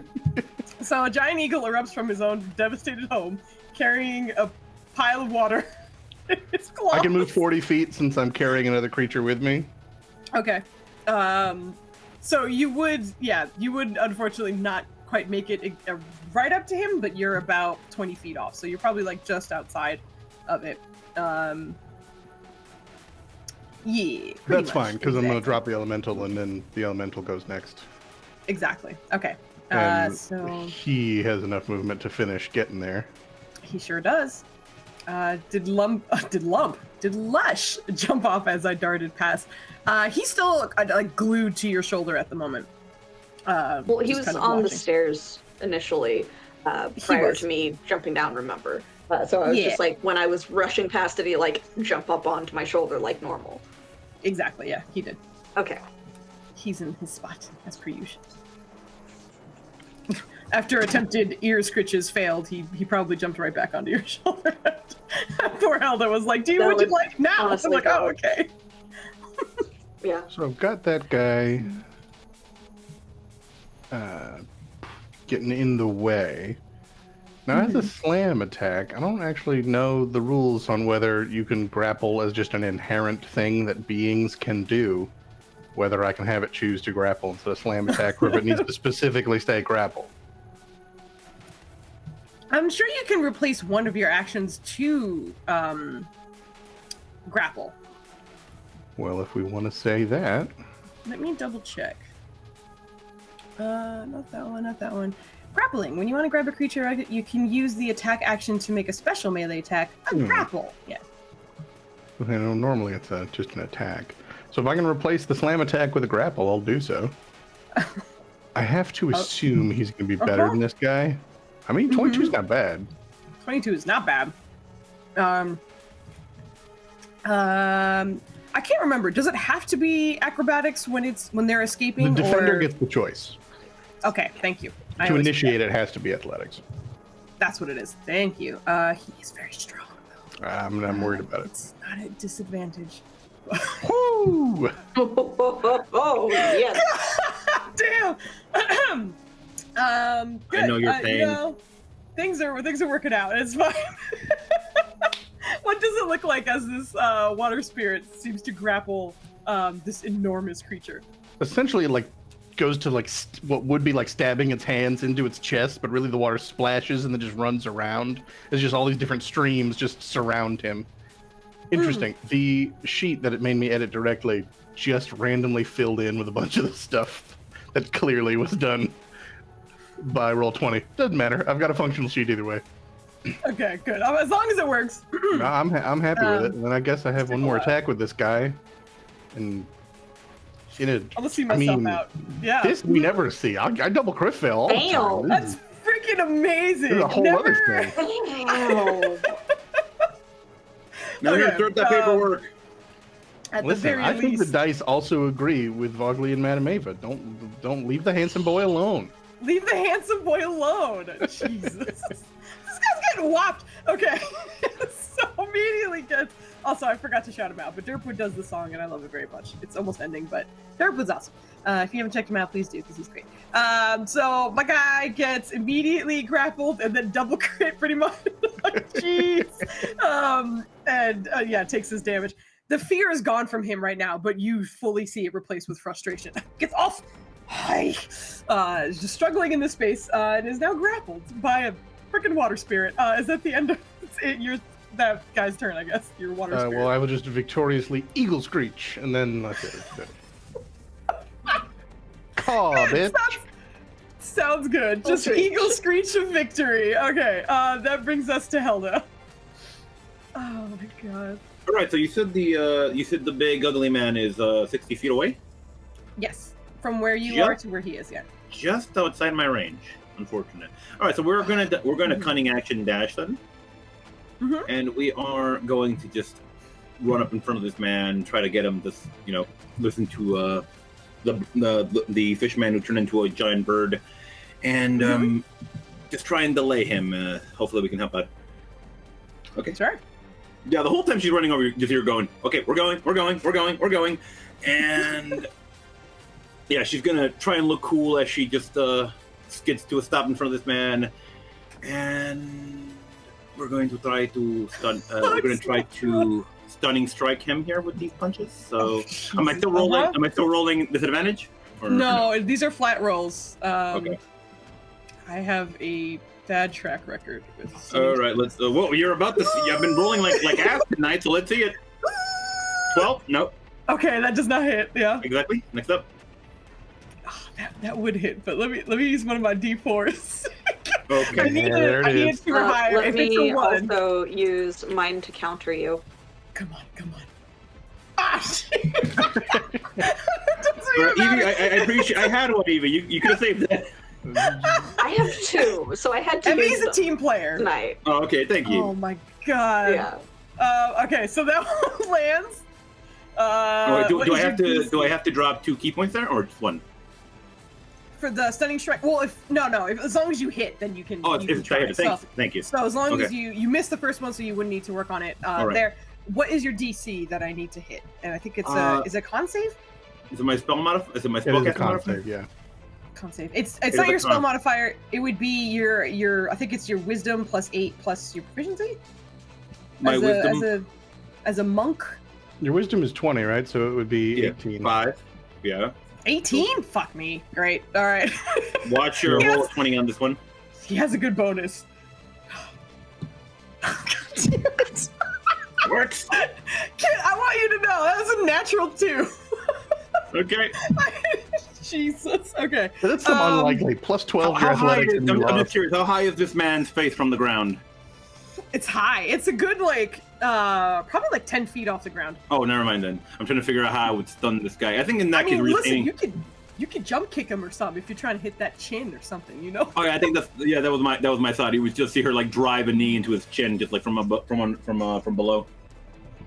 You guys hear a resounding crack and a few teeth that are like fist-sized for you guys come flying out from the mouth of this creature, who is now just wavering in his spot. Voice seemingly incapable of using it, as it is now stunned. God damn it. All right, so with this creature stunned, That's my turn. that is a great turn. Fantastic. He's stunned. That's his turn. Cam, you're up. Okay. I was gonna play t-ball with my boy now. So, agreed. Bad. Goodbye, I guess. And I cast banishment. Ooh. You grab Okay. You're stunned. Get out of here. Yeah, it's basically a goodbye. Fuck you. Just to put this into perspective, he's got to roll a natural 19 or 20 to pass. Not a charismatic man. just to let you know. Here we go in 3, 2, 1. I know your pain, Food. It's okay. Someone pray for me. Something's wrong, but I'll take it. Holy shit. Oh my god. This is also one of the first like baddies I've had in a while that does not have legendary resistance. And I was like, there's only 3 of them. How bad could it be? Fucked. You gotta remember, I was originally built to try and take on the Preventers. I have banishment specifically for Nenner's character. Yeah, because his charisma is not high. Absolutely, yep. Oh my gosh. Amazing. Fooz's Nenner's now. Yeah, I have. Fooz's red creature getting stunned, that is. Yeah, Nenner's is still here. What's up, man? Listen, you have to pray for all your persuasion checks, so it's not out of the question, you know?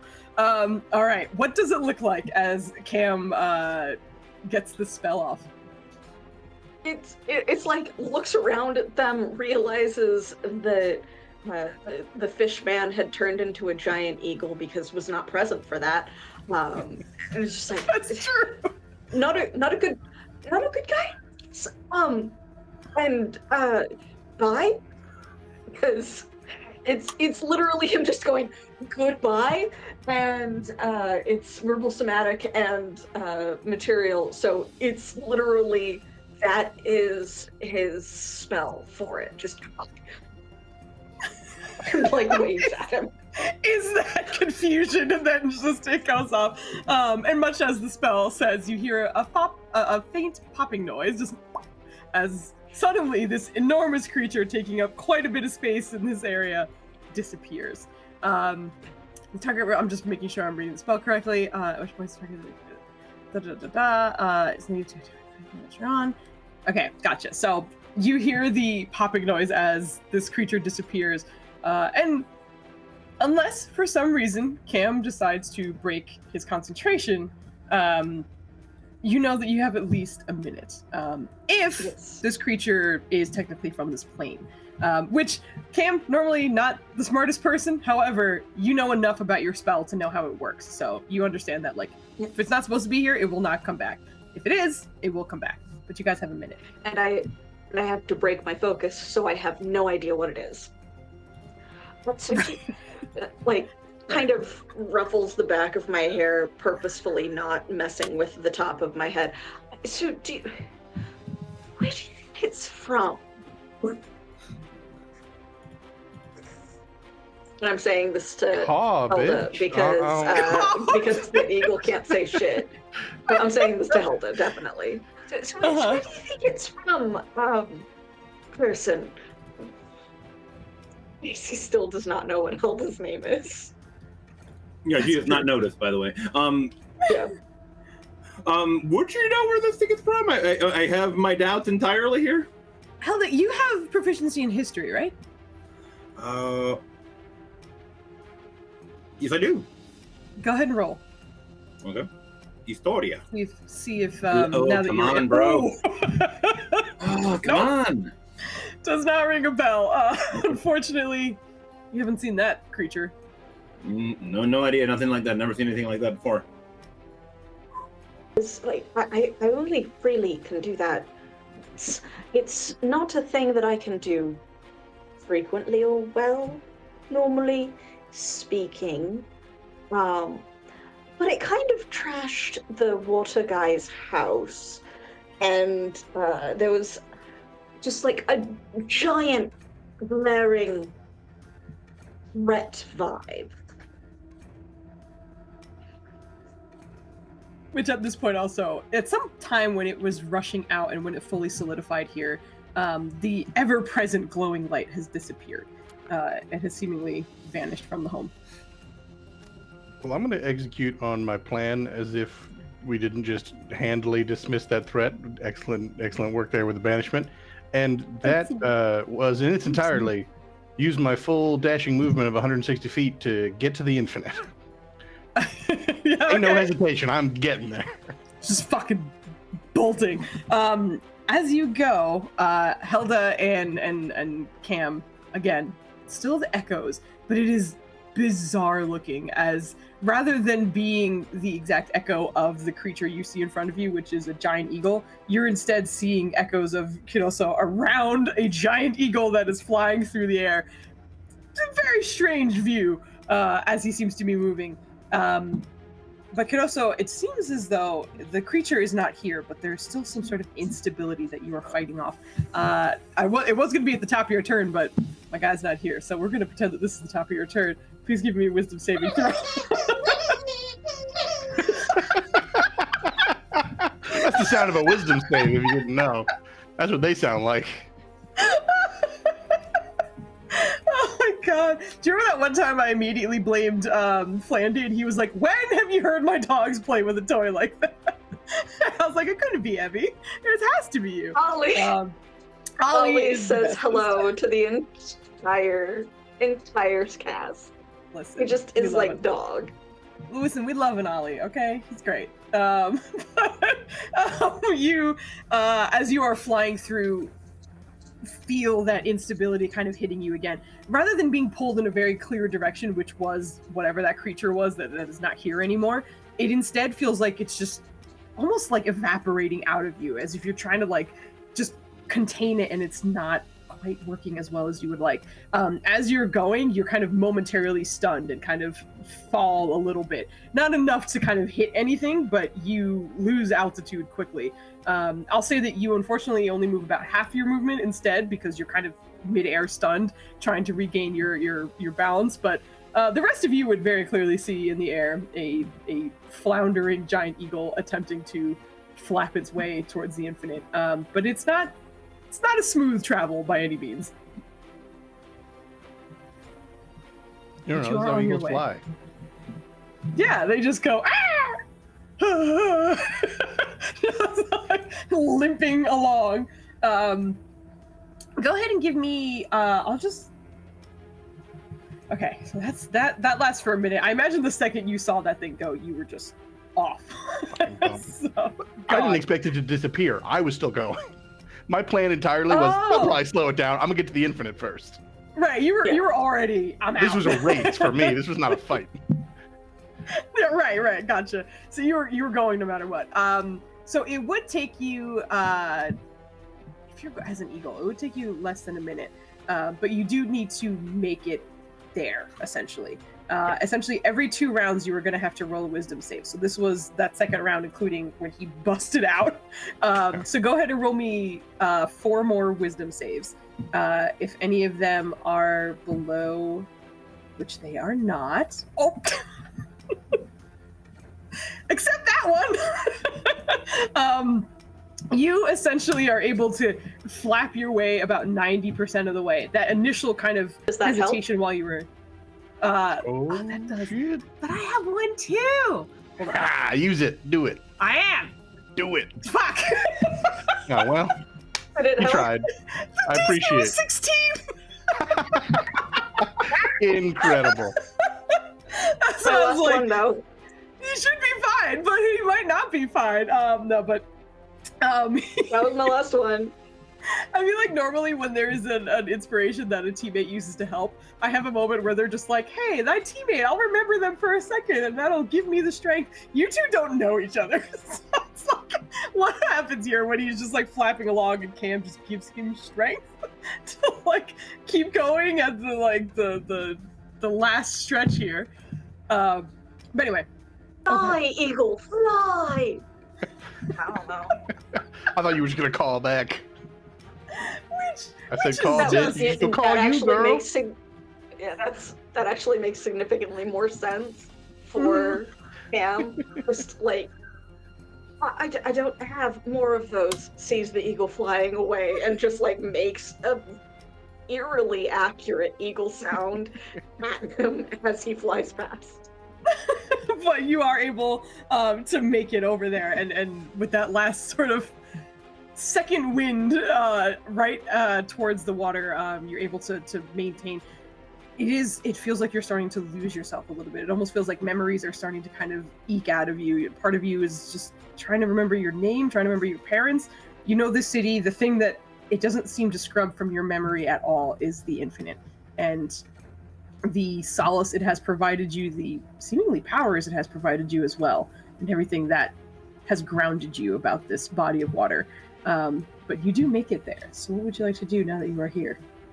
I'm gonna get just far enough over the water that I know there's depth, and then I'm going to fully fly, propel myself down.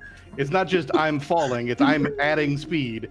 And essentially, the second I hit the water, I'm gonna let the eagle form absorb that and then turn back into a Triton and just use hopefully some momentum to get down. To go. Okay, so you are swimming down there. I will come back to you in just a moment as I'm sure it's going to happen at one point, but Kit, I'm trying so hard not to call your girl Helga. I keep saying it, and then I have to correct it in my brain.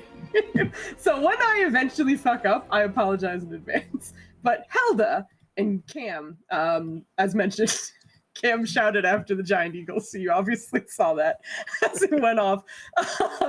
But you are able to kind of see that he likely made it. But you have probably, by the time he's kind of out of sight, or at least kind of gone behind the buildings of this area, you probably have another like 30-ish seconds before the banishment ends.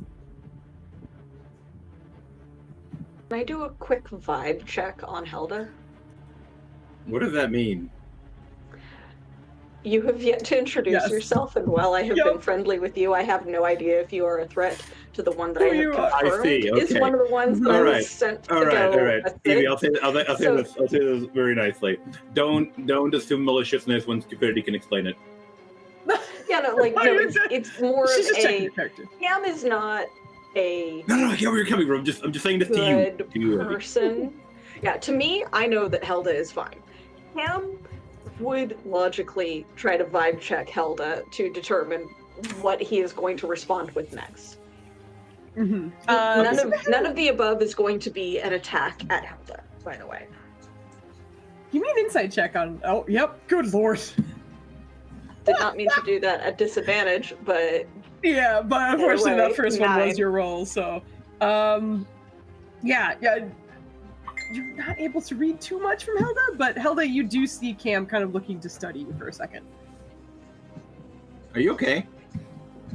So, like, helpful, not evil? Just kind of is pointing at you questioningly. Wait, what do you say? The last part? Are you, like, helpful and, like, not evil? Switches briefly to Abyssal. Can you understand me currently, and are you, like, working undercover or anything? I don't think I am. Alright, good. Alright, check past. You go help fish guy, Kiroso, and, it's maybe like 20 seconds left-ish, before he reappears, and I will, like, kind of stall him, and you go help the person that looks like they were literally coming apart at the spirit. Yes, not a problem. Okay, sure. Do you know what this is about? Like, don't kill them, please. Yep, I didn't intend to. She would hold up the compass. It seems to like him. I want to ask him what it's about. That's a good idea, I suppose. What is it? I'm not quite sure. I'm not quite sure. I found it in the dunes. Right. It's an object that likes someone. And are you like doing that as you're like trying to run off, or are you pausing to talk about that? I don't know. Kid is getting something. Hold on. Okay. She's getting a prop. Yeah. Of course. Okay. I have a watch actually. Oh, so Okay. we like the prop work. No, Yeah. it seems to like him. I just want to know what it's about. All right. Right. Yes. Don't let it take over your brain. I don't think it's trying to take over my. It's not speaking to me. It just. As far as I know, no. But that's what smart objects do, correct? Do you know something about it? No. Oh, Not okay. at all. All right. I'll go ask him about it then. Okay. So, out of character, plan is for me to try and stall the big guy. Well, Kit theoretically goes to help the person that is literally coming apart at the seams. You saw Lush staring at the pendant, but doesn't say anything because he also is too dumb. So, the two of you are like, nothing, no information gained. Like, if you want, I can roll Arcana, but it's not gonna go well. Due to your exposure, I don't even know if Cam would even be able to recall anything about it, unfortunately. Lush was likely the only one, and then he rolled like ass, so... Yeah, he's not the kind that would know. Yeah, like, he's the kind that would be like, that's an inanimate object that you're saying has emotions. So you are staying here. Helda, you are running off towards the infinite, is that correct? Can I double dash or no? Yeah, absolutely. Okay, we are double dashing. We're using our action to dash, and we're using our cunning action to dash. And we are moving like a speed demon. All right. How much is your movement with all of that? Let me see. So would it double and double? It would triple, yeah. Well, triple? Yeah, triple, Well, not double. if you're double dashing, then it's whatever your movement is times 3. Oh, okay. That would be 165. Yeah, so you can keep up with the giant eagle. So I can catch up a little bit. This session has turned into your character so dumb. It's true. This one and the all monk one shot I ran was just like collective intelligence of negative. We're fucked. No one's gonna know how anything works. But anyway, Helda or Cam, you watch as Helda takes off. It's almost like those cartoons of like the Roadrunner, where it's like there's a cloud and then you can make out the character running in the distance. Yes, protecting the good and evil is over, indeed. Yeah, Meep as it runs off. When Luke Goth and Helda beat fast as giant eagle, correct. Nuts. But you do take off, thankfully, in that direction towards the infinite. And you're kind of almost exactly in the halfway mark towards the infinite. When Cam, you feel your spell kind of at its last few seconds and about to end, and you're kind of bracing for it. Is this thing going to come back, or did I send it back to wherever it was going? And as you kind of wait in that space, you are immediately met with sort of a vacuumous feeling as the air in front of you is suddenly taken up once again by that huge creature who was just sort of spinning in place. And your insight is decent, I think I remember. Is that correct? My insight is +4. My perception is what's good. Right, your perception is bonkers. You can give me an insight check as it's coming back, just to see what its reaction was. 10. It looks like it's a little desperate, perhaps.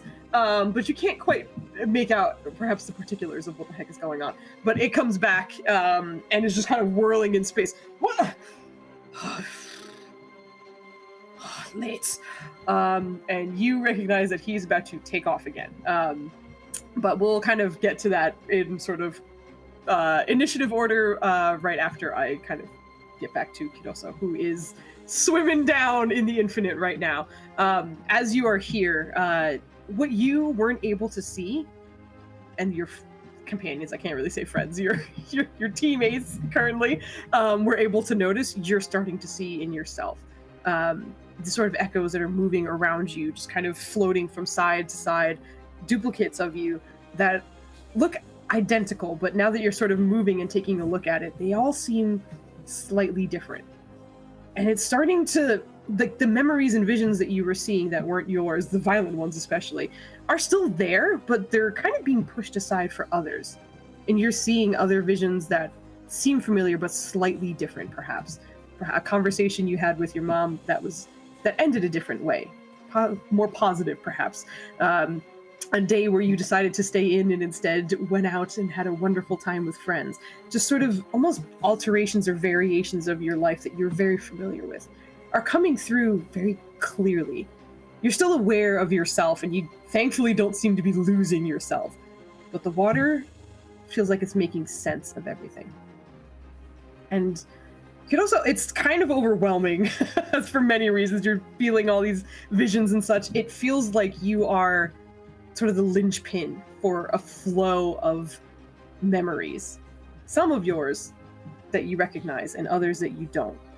But it's all just coming through you right now. And it gets clearer the further down you go. But you're not sure if it's going to end. That's where you find yourself. It's the only thing I've ever known to do when confronted with a storm. This isn't a literal one, but it's the closest analogy I've got. You can't outrun one, and you can't fight back against one. You can hunker down and weather one. So if it makes more sense the deeper I go, that's the equivalent of shelter. So I'm gonna go there and figure out how to weather this, because it's a little different today, but that's all I've done every day. It's just, here's today, it's confronting me with things, and I face those things. It's a simple, easy life. Except when it's not, and that's now. So we're just gonna go confront and weather, and we'll get through this, because we get through everything. Otherwise, we'd be dead. I like it. You head down. As you are going, you thankfully, with the protection of the infinite surrounding you, will make these rolls at advantage. But I do need a series of wisdom saving throws. Essentially, what we are scared of, you will need to beat a 20 each time as you are doing this. So go ahead and give me, let's just say 5 rolls as you are down here. This is sort of your journey down further into the infinite, but it's a great start. Well, that's all right. We're already there. I was just making sure this is at advantage. Okay, good. Okay, so I wanted to make sure because I had you rolling disadvantage earlier, so part of me is like, just confirm. Have a wonderful D4 from a lovely Vogley, so I'm gonna see if I can't turn that 18. I don't know if one fail was all it took, or if it makes a difference to have the second one, but that is only one fail. Okay, good. That absolutely does make a difference. This is sort of a cumulative situation. And I think Kidoso would also notice that, because this feels like you have to weather a storm, much like you said. But most storms, especially kind of in coastal areas, kind of come and go for the most part. This just feels like it's sitting on you, and it doesn't. You can't tell when it's going to end. But at the very least, you know that every bit that you are fighting for is making a difference. And when that one that you seem to have lost for just a second, the other memories that were coming to you that were more familiar to you kind of get pushed aside, and you are once again reliving those violent memories that you saw before, except they're clearer this time. You're actually making out that the violence was against the people that you never really grew up around, other Tritons, the family that your parents did live around, the coastal area that they called home. it's those people that whatever vision you are seeing right now, it is slaughtering. And it is doing so in strange ways. It almost seems like it looks at someone a certain way, and perhaps an effect happens, and that's when the weapon is used immediately after. And you realize that one of the eyes was blotted out, but one of them wasn't. And perhaps that was in defense. Someone managed to stop the gaze for just a moment, but whatever that was, it was killing its own. And you're reliving that in gory detail. But as soon as that kind of fades over you, you succeed the rest and are able to see other things. But you can go ahead and react to that one if you'd like. Not well. It's great. There's just like it's furiously swimming as only an aquatic creature can, like just effortlessly, and then just like a straight up, like if someone could trip while swimming, like it's like I hit a thing and then go ass over tea kettle for a minute, as like physically I'm not moving my body, but it's just tumbling with momentum as I have to just like. There's no real point in screaming down here. It's futile anyway. I guess yelling at it's not going to fix it. But it's just like as the tumbling happens, you're going to like have to like clench fists and grit your teeth and then just let it pass so that I can get where I need to go. Oh, I'm sorry. Because you failed, you also take some psychic damage. Goody. Yeah, I forgot about that. I was like, now that you're in the not final stages, but the progressive stages, you will take. You failed one, so you only take, I say only, but it is kind of a chunk. Depending on how I roll, that's a chunk! 39 points of psychic damage as you head on down. And with that, I think this is probably the better place to pick up. I was going to kind of go through the rest of this combat, but I think with you struggling under the water, to continue going down. Oh, is that for your elemental boy? My elemental spirit is still there to help you, Cam. Thank you. I also have Lush, which is why I felt comfortable sending the monk, because I got he won't take new orders, but his one order is don't let that thing touch the water. So yeah, that's true. He did have his orders that way. But we're gonna stop our first episode here with Kidoso underwater. Rolling some wisdom saves to keep himself here. Helda about halfway between Cam and the Infinite, where Kidoso is, and Cam acting as the the protector, essentially. Back the guardian at the gates. Exactly, the guardian at the gates. You are faced with this enormous creature looking down at you. You are at least a little relieved that it is not looking at you. It is absolutely trying to run. So at the very least, you should perhaps get some shots off as he attempts to scramble his way to a particular direction.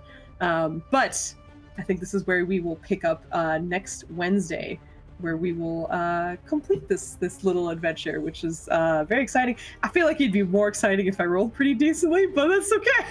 You're rolling fine. We're rolling fine. It's fine. Like, why complain? It's great. Also, if you didn't want me to play, you could just said so. Instead, you was like, "Yeah, I'm gonna make him make a whole character," and then bam, I'm gonna try and possess him and make him go forever. I'm gonna fucking kill him. Yeah, I can't. God, I cannot tell you how I was like, this is gonna be cool. He goes first and stuff. He's gonna be able to like, solidify himself and all that and whatever. Because if he was at the end of initiative, you guys would essentially have like all these free turns or whatever. But like he rolled really well to like ground himself in this reality, and then I just rolled dog shit ever since. So like, nothing happened. But it was great. I'm having such a fucking ball with you guys. So. As per usual, we do our raids. So I'm going to look for someone to raid, but in the meantime, we can kind of go back and you can reintroduce yourselves or say what you're excited for during the week for anybody who might be here. And before I hand it off to anybody, I'm just going to remind anyone, whoever's here, if you want to go in on the raffle for the cheesy dice, make sure you type in !raffle. And again, if you're a subscriber, you get 2 entries. And then we will raffle off. Yeah, this kid is demonstrating for us. We will announce a winner on Saturday. So if you are not part of our Discord and you hop in on the raffle, you might want to do that just so it's a little bit easier to get track of you later on. And yeah, that's it. Raffle stuff and the stuff and stuff. So I'm gonna pass it off to Kit, whose internet held out, and I'm very relieved about that. So Kit, say hello and goodbye, and what you might be excited for as I find someone to raid. Okay. Hi. Once again, I am Kit. You will see me here most of the time if I remember on the internet. Tomorrow we might be slaying some Mongols and Ghost of Tsushima. We'll see how that shit goes. As you guys saw, I played the mentally impaired Helda, maybe Helga. Sometimes does not have a name. We'll see when, if ever, Cam finds out what the hell her name is. Poor Cam. Yeah, I will be. Like I said earlier at the beginning of the stream, I will be DMing my first campaign starting on Friday. It's called The Day in San Lurich. It's basically a bunch of people visiting a town during a big ass party. We'll see what happens. I'm gonna pass it off to Mr. We'll see what happens. I'll pass it off to Mr. Jose, please, sir. That isn't me. You gotta do it with the voice, man. Come on. But that's Caruso, and it's not. Yeah, he's not. You He's passed Joe it right to now. Caruso. You passed it No, to he's Joe. Mr. Jose. Well, that is also technically true. Yeah. In any case, yeah, I'm here. I'll be here next Wednesday. I'll be here on Friday for the Day in San Lurich. Just doing my best to make sure that if Kit gets through me, he'll have every game will seem easy afterwards. Just no, I'm not. It's gonna be chill. It's gonna be fun. But other than that, Sundays, possibly this Sunday, but at the very least next Sunday, will be Return of Dispel Logic, more D&D there. And not this Sunday, but the next Sunday is my every other weekly streaming schedule at Microcosmic God, where I'm doing Mass Effect, RNG, all the decisions made by number generators, which missions we take, what skill points we do, what convo we have. That's a chill, fun time. And then that's me. So Evie, you do.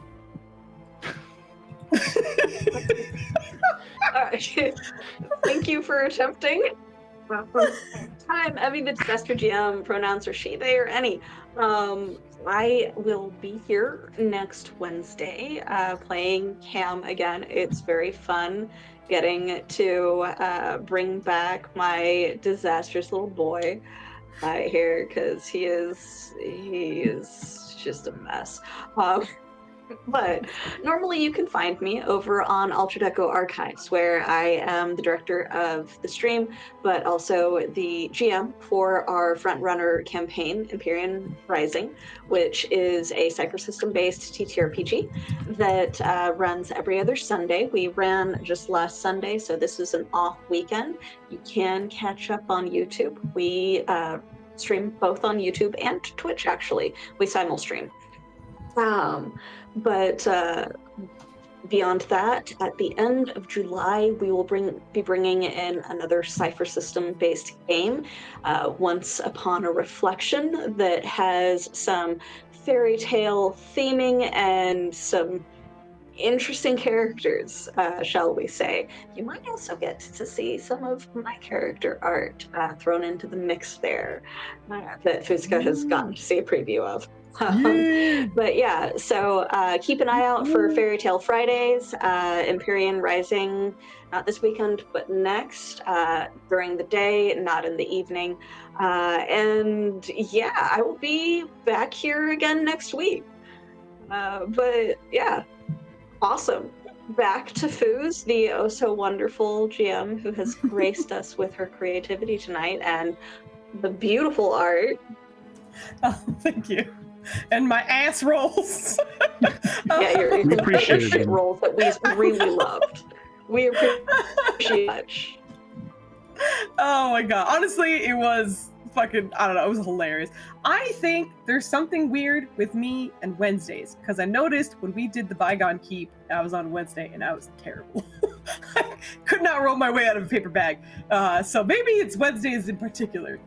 But we'll see. Also, Joe, I had no idea you had your own server, and I just joined it now. So thank you for posting that. Anyway, No problem.